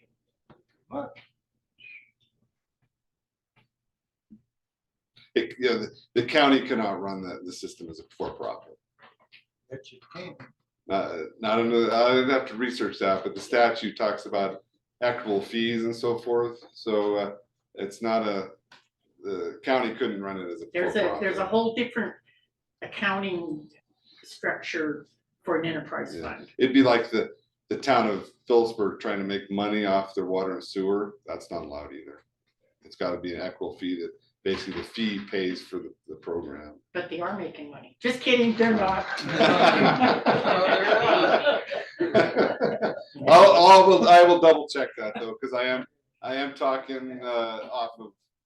Okay, so I past. want you to understand, this proposal is, he's interested in Granite County accepting him to haul garbage instead of Republic, which wouldn't change anything as far as the solid waste fund going. We'd have a different person hauling for us than we do now, and he's stating that he can do it cheaper. One thing also I want to point out there is if the county did just go to a total private system, the county would still want to contract with Granite, Grizzly, that where there's a commitment for a term that they'll do it and for regarding pricing, because while we trust him, you wouldn't, I mean, want him to sell it and then 2 years down the line, they're doubling the fee. So Right, and that's there's why gotta be a I gave you contract the in place. option to work with Powell yourselves. So you'd always have your waste stream going somewhere, but I don't care either way, but yeah, I mean, I did bring it to them too, and I said, hey, I'm gonna present it to them either way, either us or them, and they don't care either. Okay, so we've got a couple minutes left in this. And I think we're all in agreement that bring us a proposal. Can't hurt. I mean, we gotta look at it. Yeah, I'll always look at this stuff. And what this proposal is for you to haul Granite County's garbage versus Republic that hauls it now to Missoula, where you would haul it to Deer Lodge. Where it could be cheaper for Granite County is what you're trying to tell us. Go ahead. And I'm getting a lot of hearsay that we're trying to put Robinson out of business. We're not. Robinson's the one that went to him the first time. It wasn't us. And Robinson, I wish he was here, so he understands, but it wasn't. well, if he's not able to get that permit and negotiate that out, then we're We're back to square one. right? Yeah. So it's nothing to do with the county or it's the fair, it's just the market. Okay, so this we'll put on a future agenda. How long do you think it'll take you to get us a proposal? I can be here next Tuesday. I mean, would you like us to get you on the agenda in a couple weeks or? Couple weeks, just whatever you guys, it's done. I just Okay, need so to- we I'm gonna will type it up so notify it's- you when we can put you on for in a couple weeks. Does that sound all right? Okay, perfect. Thank you. No problem. Thank you. So. Blanche, you do Yes. have. Oh, we have Elena, go ahead. Thank you. I think you opened it up for public comment. So I kind of agree with, yes, I know, my hand's been up, okay? I agree with Blaine's, I'm sorry. I agree with Blaine's initial suggestion for a motion. And that was to see I didn't get his name's proposal and his costs and all the information. And then when you get that, then open it up for a public meeting for discussion. I think that's what Blaine suggested initially, and I think that's what the motion should be. And so I haven't heard the motion, how that was gonna be worded, but that's my suggestion, and I'm sorry, I did make a suggestion. I agree with Blaine. Thank you. Well, one issue that's come up is Mr. Fisher is gonna do that proposal and get it to the county, so there doesn't need to be a motion on that. So the next matter of business would be, once you receive the proposal, to get it on the agenda, which it's gonna be on in 2 weeks for just discussion decision, is my understanding. Correct. Did you have another comment, Elena?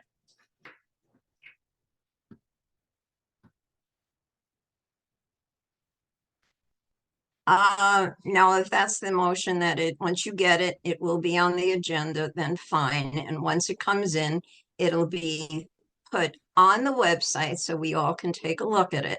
And I was waiting for my hand to be lowered, just like permission for muting and unmuting. Thank you. You're welcome, thank you. Okay, thank you, sir. We'll see you in a couple weeks.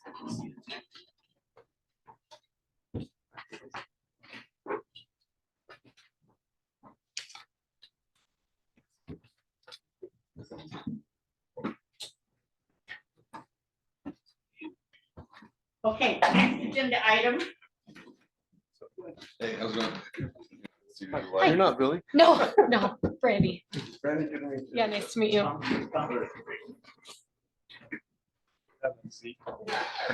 like to look at the screen. Okay, proposal on summer winter maintenance US Forest Service Road 406 Upper Georgetown Lake Road and Lakeshore Drive 8686 work session. So what I'd like to do is I would like to bring your attention to this spreadsheet from came from Cameron, and Cameron called me last week after the meeting and asked if I would go have a cup of coffee with him. And he wanted to give me this spreadsheet, which I made copies so you guys have it. And it's on the website for the public to see. And in that conversation with Cameron, he did say that we could work out something and maybe get some gravel or something from the Forest Service kick up with the Lakeshore Drive. Also, I want to say something. My opinion is the subdivision roads and Lakeshore Drive, you're comparing apples and oranges.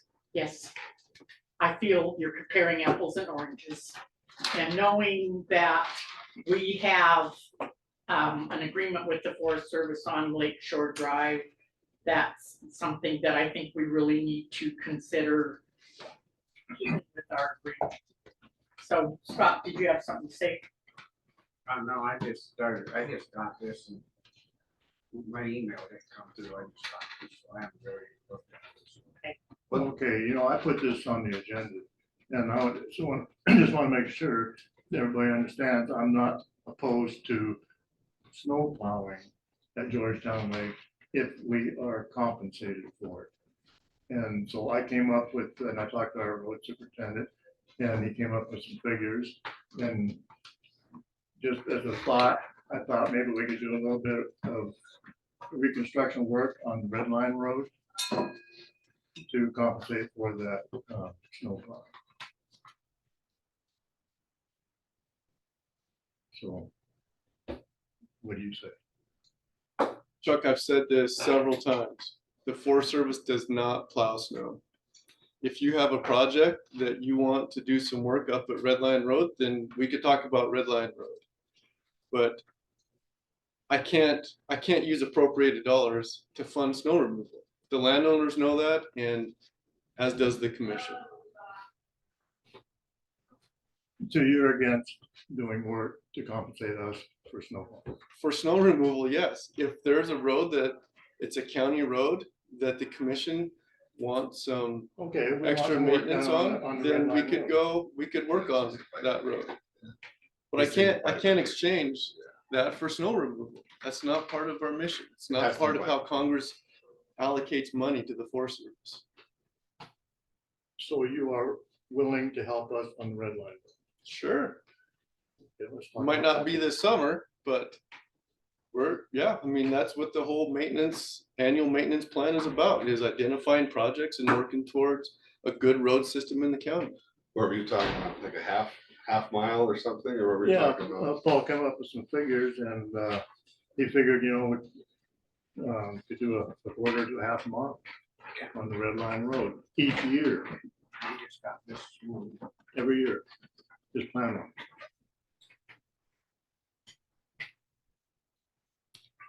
Are you willing to do a half mile of reconstruction on Lakeshore Drive each year? I don't know, they might.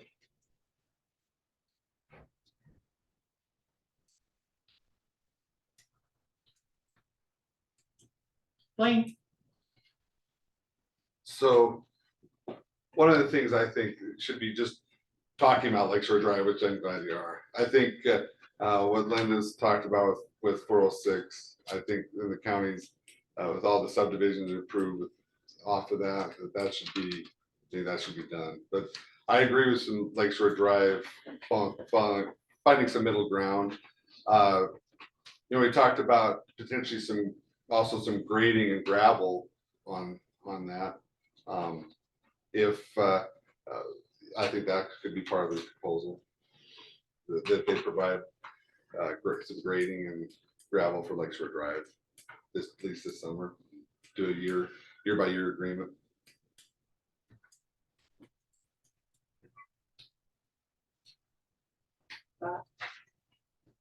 So I agree there. I just, like I said, you just got this. I was just trying to read and see what it's all about. Well, and basically all this is where, this is what the Forest Service has contributed to county roads. And then on the left-hand side, it's the Forest Service work, and then on the right-hand side, it's Granite County work. So it's just a figure stating because the comment has been made that the Forest Service doesn't do anything for Granite County, is what the comment's been made in. This is bringing forward proof of what the Forest Service has spent on county roads, is what this spreadsheet is.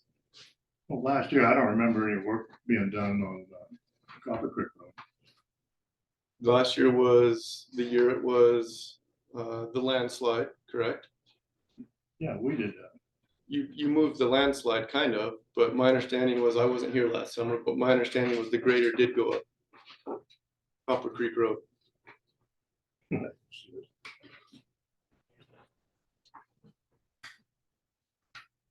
You can nitpick this line by line. My patience is getting fairly low at this point. This is the 4th or 5th meeting we've had about this. The right thing to do is remove snow at Georgetown Lake for the landowners, as it being a sense of a public road that commerce uses, contractors use, the residents use, absolutely recreationists use it, that utilize the Forest Service. That's the right thing to do. If we need to meet in the middle ground to work on the road, to do little pieces of reconstruction every year, the Forest Service is a willing partner to help with that. That's the right thing to do up there. So what I would like the commission to do is please just make a decision. And if last week was the decision that you're not going to remove snow on 406 or 8686, that's you guys' prerogative, it's your decision. Then I need to go and plan out how we're going to not only take care of those landowners, but the recreational aspect of it. One thing today was just like a work session to come up with the proposal though. So just to clarify that. But, okay. And you did, when we had our conversation, you did say that the Forest Service would work with giving us some gravel for Lakeshore Drive. Would that be that? Absolutely. We had so many. 406 too, or? Well, 406 is asphalt. Oh, is it? Yeah, So it's paid. yeah. That's the one we stopped about being paid. Oh, I see.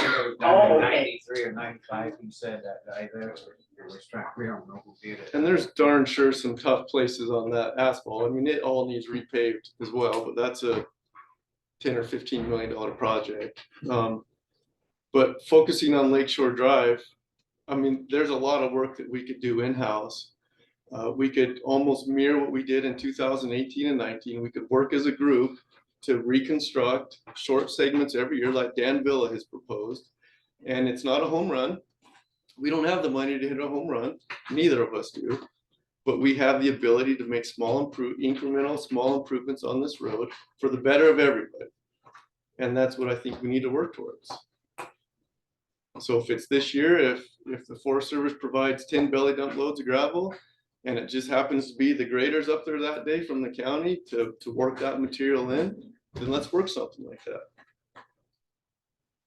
Do you see anything in that proposal right there? I mean, have all the landowners from the lake seen We this?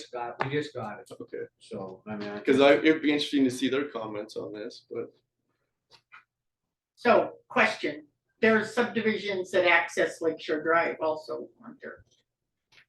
Do they have, are there subdivisions that Lakeshore Drive is their only access point in and out of the subdivision?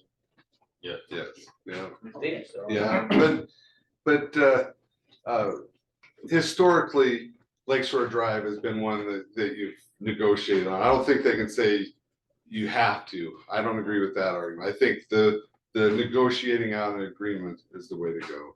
406, I think, looking at historically speaking, I think that should be one you have to do some work on. Now, I'm not saying you have to redo the road, I mean, to work on it, but Lakeshore Drive is historically one that you've negotiated out, and I'd like to see middle ground. I can't force your hand and tell you what that middle ground is. I don't think.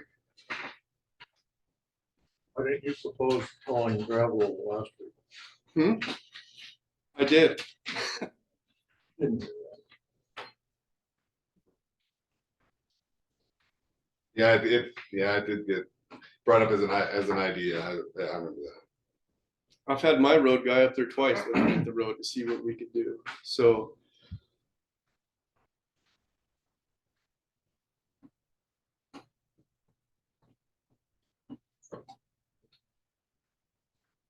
Well, I thought this meeting was gonna be about snow plowing. I've got changed around here.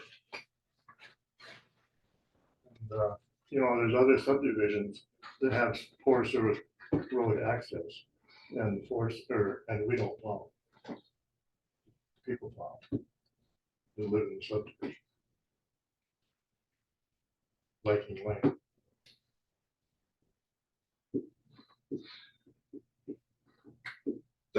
That was not a Viking Lane. There wasn't a subdivision that was created by the county, though, was it? It was pre, as I recall, that was pre-subdivision law. But that's what I recall. Lost Yeah. Sapphire. What subdivision is that? Lost Sapphire, I think, was prior to the subdivision laws going in. I don't think so. Have to double check that. We'd have to look at that, Lost Sapphire. So it's in the 80s, I believe.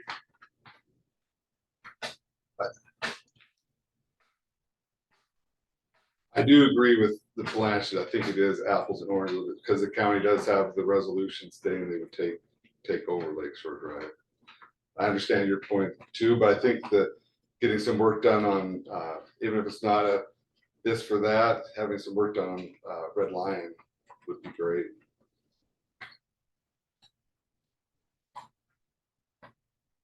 So how about hauling gravel on Lakeshore Drive and doing some work on Red Line? If you want to propose a project for Red Line, let's silo these projects and we could talk about Red Line another day. That was not on the agenda for sure. 8686 and 406. Red Line Road was on the agenda? What, that was my proposal. Just a proposal, but we can buy if, Forest Service needs to bifurcate them. So I think that's the way it should be on the separate agenda item. Basically, because they can't do the exchange like that. But you could commit to gravel and grading on the Lakeshore Drive, correct? I've already committed to both of those. Yeah. Well, this is my motion last week.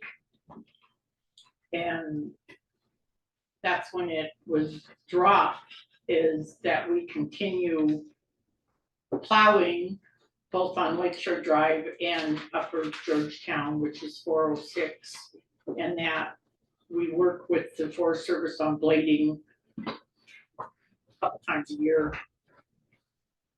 And with our discussion that Cameron and I had, which is that he could possibly work out some, about 1,000 yards of gravel.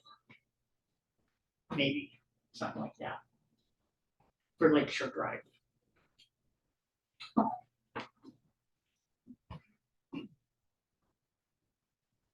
Well, yeah, I mean, we've calculated 750 random yards, but we'll, You said to me possibly $10,000.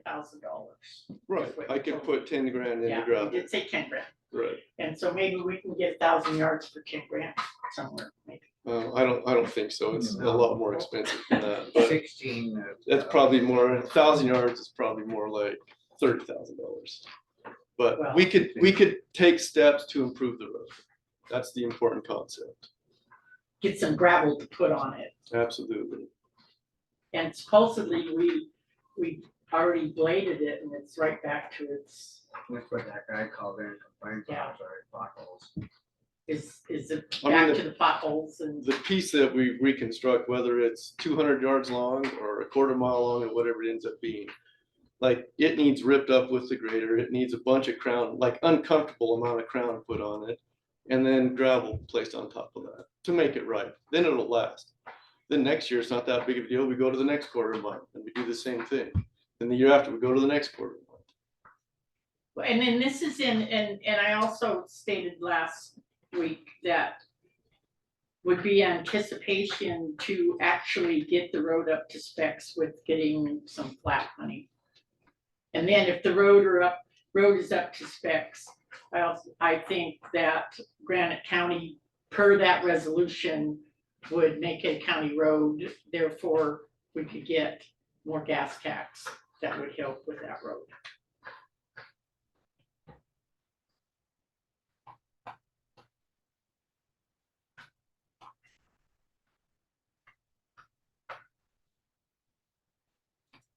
Silence.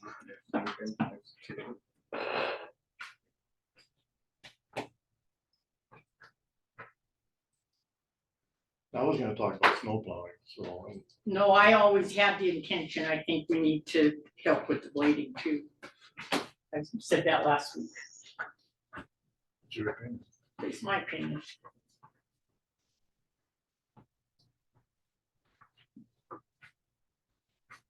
We can't just sit here in silence. Blaine, do you have a suggestion? I mean, this to me is a work session, so I encourage you to come up with the proposal that you could bring to them that would be Well, I did. satisfactory. But I'm getting silence. Your thoughts on that, Scott? I mean, Yeah, I just, when you said 1,000 yards and then blading twice a year. Oh, what? It was? it was I think it was once from them, once from the county, is what I thought. I was trying to get 1,000 yards, Bladed once by the county, once by the forest. 750, no?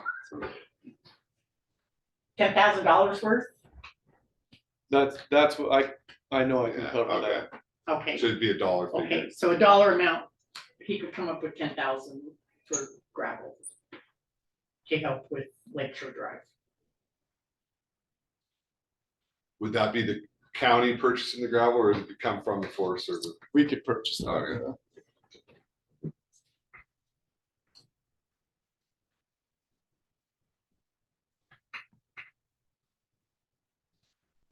And then Red Line Road would have to be another day.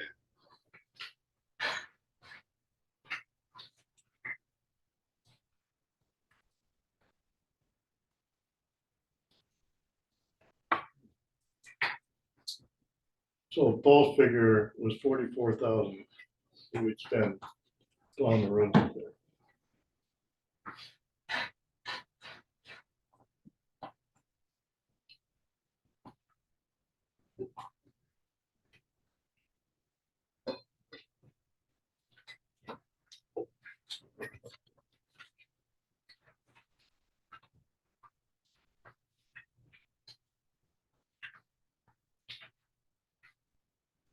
So Paul's estimating, he's up there 3 days a week.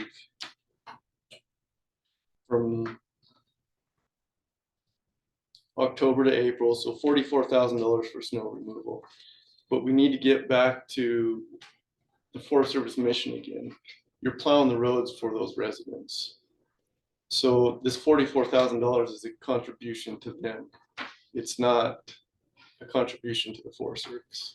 I think that still needs to be clear.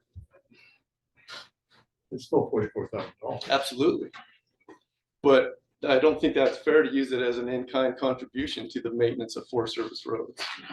Okay, so here's something, I know they were wondering, I guess we could say that this is approximately what it costs the county to, this is just plow, right? So Granite County's contribution to the residents at Georgetown Lake is a guesstimate at, in the budget, $44,175. That's what they were asking for. Yeah, so this is Just an I guess this is a figure that they were asking for Mhm. because we couldn't give them an exact figure because of the fact that it's just one line item and nothing's kept track of, or this is an estimate, he's saying this is what it's costing now. Right? Right. So that would be information to the residents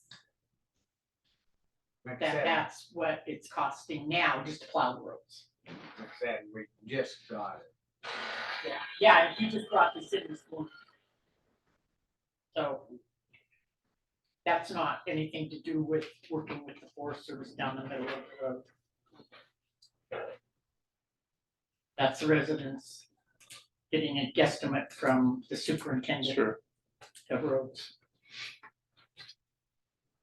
Okay. Are we anywhere? Can we propose something coming to us from the Forest Service in, for our yearly maintenance plan on our Schedule A? With you giving us gravel? That doesn't need to be in there because And it's, with us still snow plowing and blading, and then you will blade too, you're willing to throw a blade in? yeah, What? do you No, I think? don't think, I'm just trying to figure out what, 1,000 yards.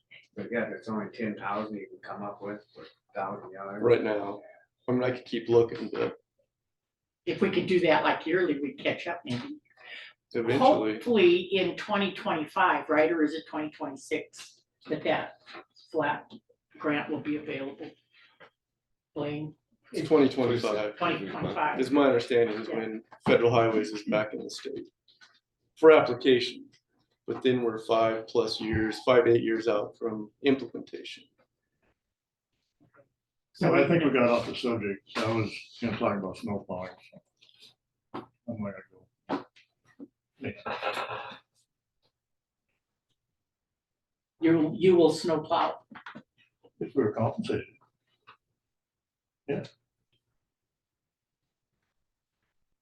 Compensated with what?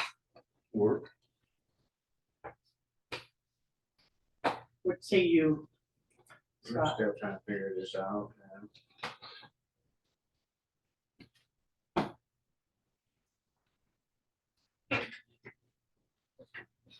One of the things too is getting trying to get the word of what Paul Kolaski would do when he comes in. I don't know for sure, but I've heard he's talked about trying to negotiate something out with them. So I'd rather see that done now and not have a gap.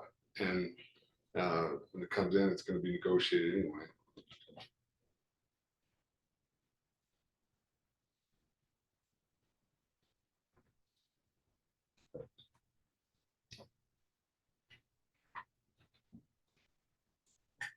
Stuff between a rock and a hard spot here.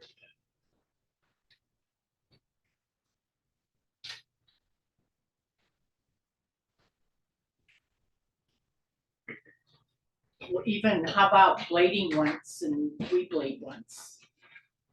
That's Or would you do the blading as long as we snowplow?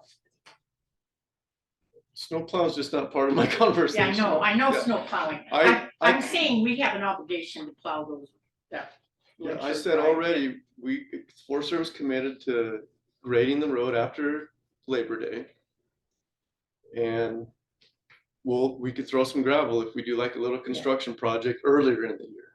So the county could commit to potentially blading it once, snow plowing, and a separate conversation on Red Line Road. That's one thing you do. Well, we've already bladed. Yeah, yeah, and that just has to be a separate conversation, yeah. Are you okay with plowing the roads? Not really.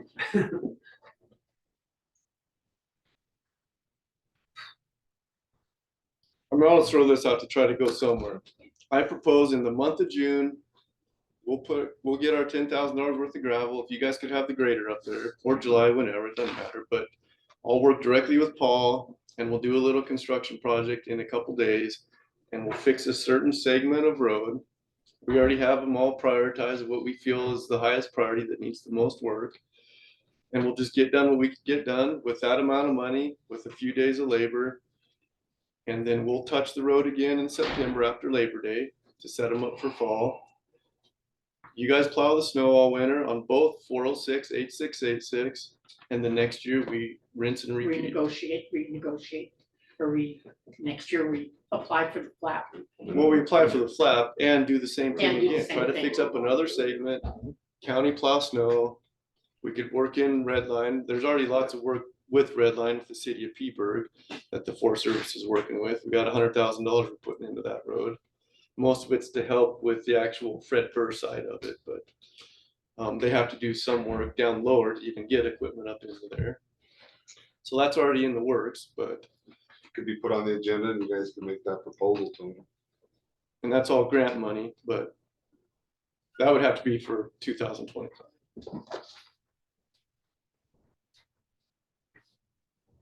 So that's what I propose.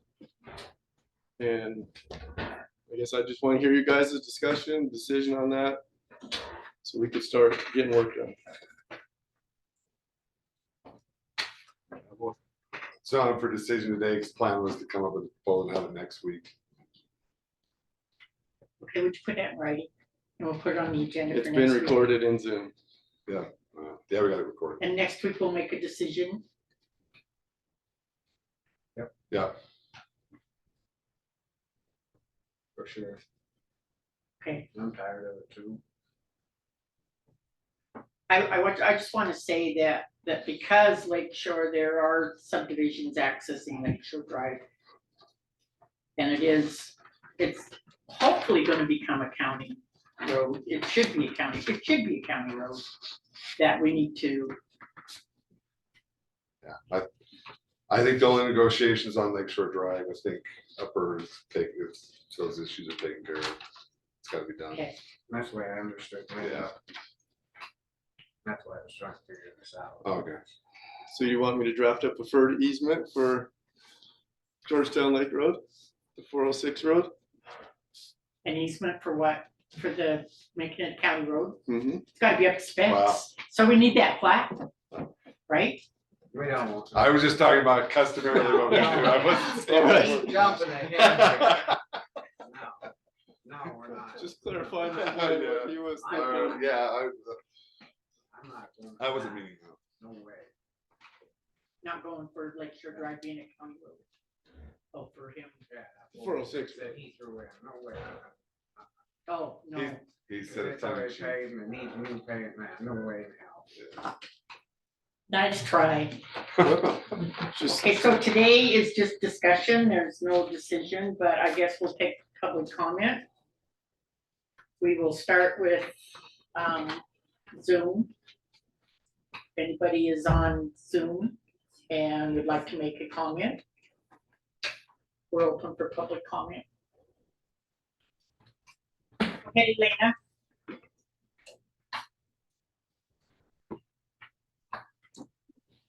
Thank you, Elena Gagliano, for the record, and property owner up at Georgetown Lake. Again, I think you discussed maintenance on the road, the gravel, all that. But I still didn't hear anything about the snow plowing, what you intend to do about that, since winter is coming up. And I have a question for discussion. Waiting for FLAP money, that's a grant, right? What about the PILT money, payment in lieu of taxes? I think it's been treated by the county as a slush fund. So as an emergency, can you use some of the PILT funding since it belongs to the whole county and all the residents, since that's part of taxes? And that's my comment. The discussion about snow plowing. Thank you. It can be used, it's a commission decision on how it's used on the elevator project, so it was saving that money was a good idea, needed for the elevator project, but it can be used for roads. Okay, so PILT, payment in lieu of taxes, is discretionary, and PILT has been used, supplemented into the road fund. And so therefore the roads, and including the plowing up at Georgetown Lake, has been utilized, and so PILT funds, you can save, supplemented the road How much fund. have you used like in the last 5 years? It's been substantial out of PILT, hasn't it? Yeah, substantial into the road fund, so just FYI. Okay, I don't see any other public comment on Zoom. I'll go to the audience. Okay, raise your hand, come up, state your name.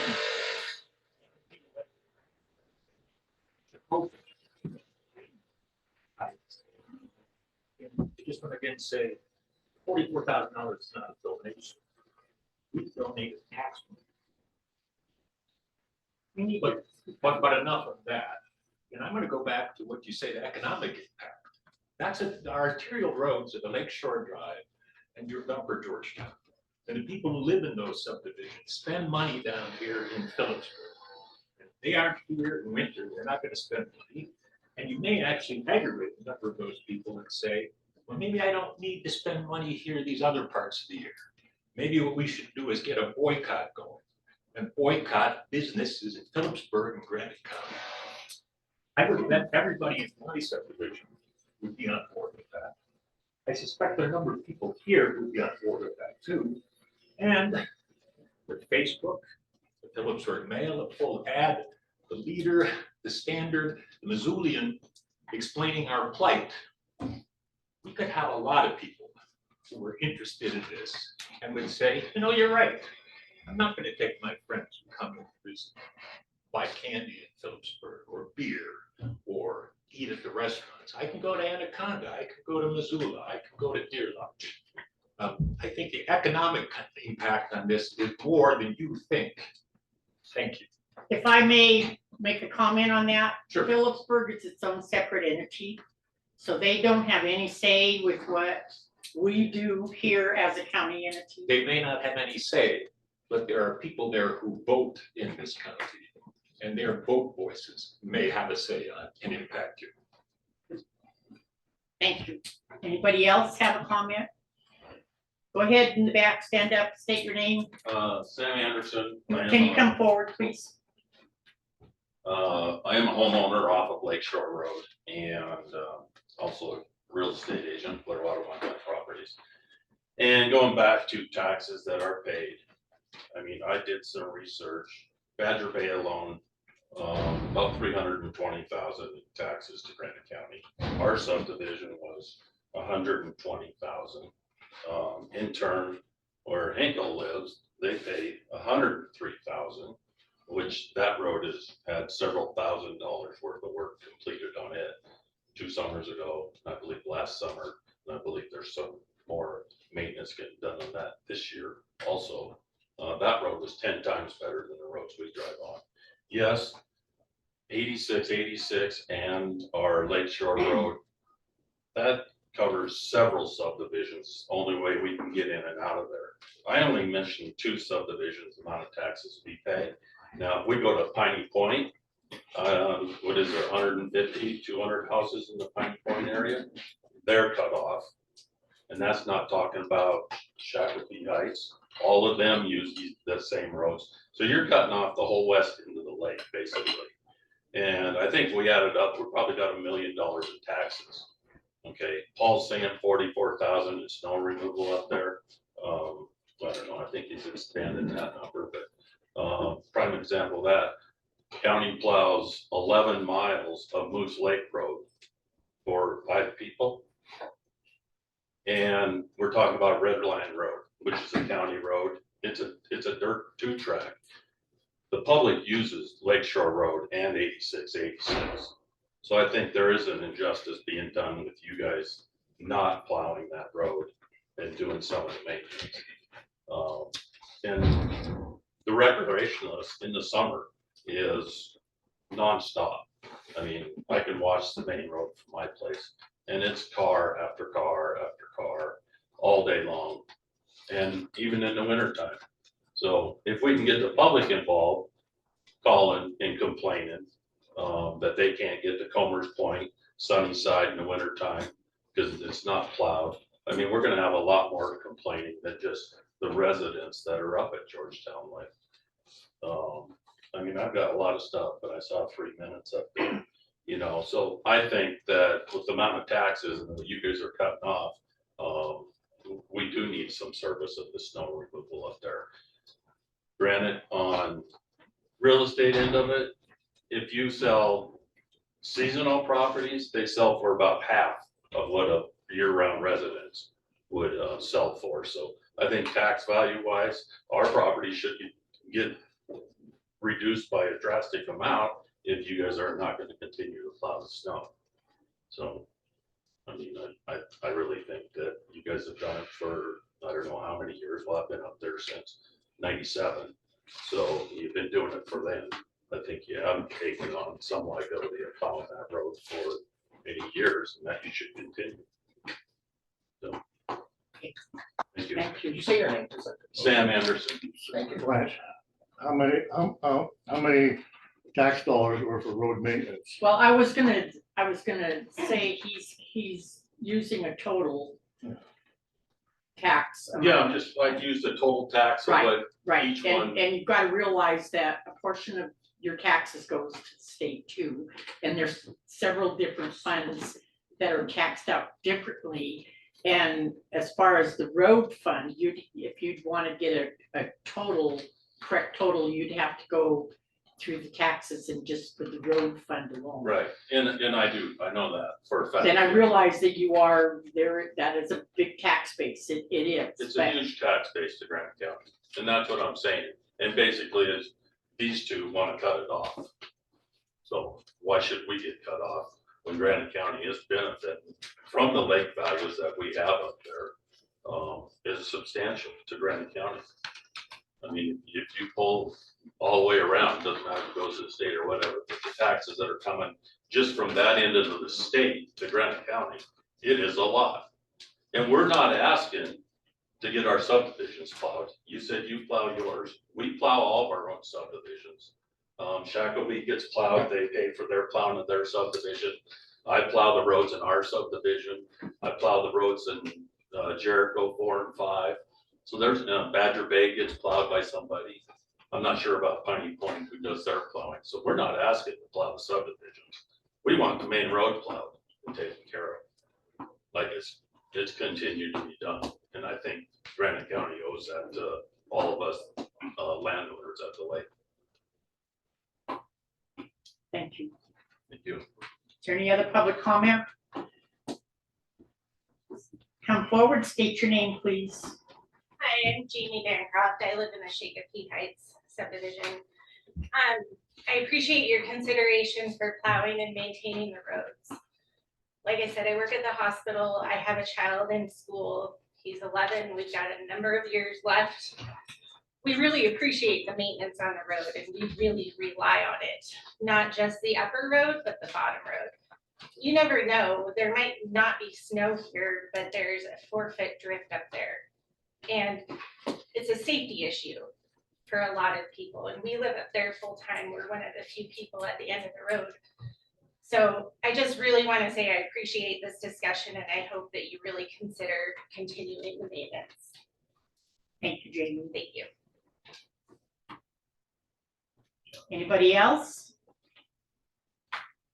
If you want to stand up, state your name, please, Paula Bright. for the record. Who declared Georgetown Lake a recreation area? Big signs and everything on the road when you turn off the interstate, it says Georgetown Lake Recreation Area. Isn't that the state highway put them up? I have no idea, it's brown. No, we don't put them up, that's the state does. I don't We think don't, they do. and we put up our campground signs right at the campground. I have no idea. I just wondered who did that. There's enough. State of Montana, I believe. State of Montana did? Yeah, they just marked their campgrounds. Okay, go ahead, Wayne. Hey, thank you. Wayne Hale, resident of Badger Bay and interested participant in the road discussion. Hey, I just want to thank you guys for at least bringing this to the attention of the larger community in regards to maintenance of Lakeshore Drive. And I think where you got to, and I appreciate the Forest Service input here in regards to developing a specific plan, because I think I heard more from their point of view than what I heard from the county in regards to developing a specific plan to maintain Lakeshore Drive. So I look forward to the definition of that in the coming minutes. The other thing that I just wanted to mention is again, I think it's been brought out a couple times in regards to the Georgetown Lake Road from the dam all the way around. And that is continually to get dilapidated. And so while it's not a topic for discussion today, I believe it needs to be developed at some point on the agenda on when and what needs to be done on that road. And I know Paul plugs the potholes and whatnot, but it's getting to be a concern in regards to how that is going to be maintained in the future. And reconstruction, $10 million. And I know we don't have it. The other thing is that as a resident of Badger Bay, Piney Point Road there is a county road. And I have to say that I've been less than satisfied with the maintenance procedures being provided by the county on that road. There has been a grader up there on occasion, but the road over the time that I've lived there, nearly 15 years now, it's never been recrowned. It's never been fully graded. It's never been had full gravel put on it. It's had de-dust agent put on it once in 15 years. So while it's not a topic for discussion today, I will be bringing this to the attention of the county commissioners and what their specific plan is for managing and maintaining Piney Point, which is a county road. Thank you. Thank you. Okay, so back on the agenda next week. You'll bring us your proposal.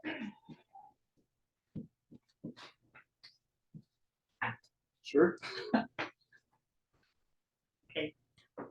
Is the rough draft and everything that you all have available? What's that? Just the amount that's, Yeah. that. yeah, We can yes. get- We can get Where's some it coffee. at? Yeah. We can get some coffee.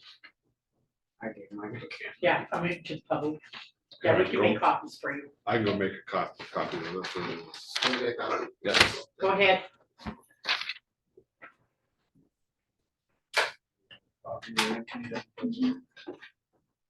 McLean, number 9 McLean Lane. I also work at the hospital. I have the luxury of being on Phillipsburg Bay, so I don't have as much impact from not having 406 paved. But I would just like to offer a concern and discussion what risk the county is at if they do not provide plowing for those roads with full-time residents from the auspices of fire and medical response. It's one thing for me to choose to live up there and have my snowmobile parked at the church, little Catholic cottage at the end of the day, choose to drive up there. leave my car, take my snowmobile in. But what is the risk to the county if there's no fire and medical, if somebody gets hurt, if all of those $1 million homes go up in smoke and we can't get to our property to maintain our property? Thank you. Once again, we have the good neighbor policy. Plow anything for an emergency. I didn't get your name again. Carrie McLean. Okay. Thank you. I guess that's it for today. We'll readdress this next week, hopefully. Flash? Yes. Oh, go ahead. Could we wait until he comes back so he can hear about what effect it might be legally on the road? What her comments is what I'm basically saying. If Lane could hear those, he left make copies, Oh, you know, because he was talking later and stuff. so everybody knows that the safety issue. Okay, I mean, okay, thank you. that was one of the main things that Thank you, we Blanche. started addressing that road is safety issue. So, Blaine,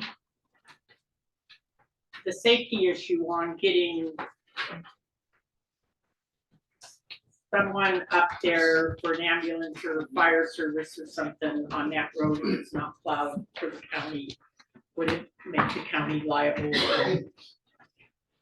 It's, if we didn't plow the road? Is that kind of your question? it's a Forest Service, it's a Forest Service road and the county gave notice. No, the issue I think they're getting at is, has it been done so long that they have a right to rely upon that? I think for sure 406, but I don't see the same with Lakeshore. It's been negotiated back and forth, but again, I'd like to see middle ground reached if you can. But again, can't force your hand on it. Anything else? Anybody else? Hey. One more time.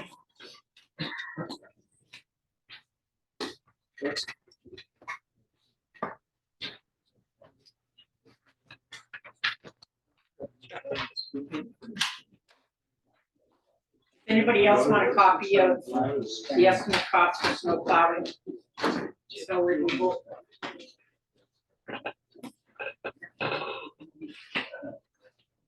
Okay, so that is the ending of all the agenda items for today. This meeting is adjourned.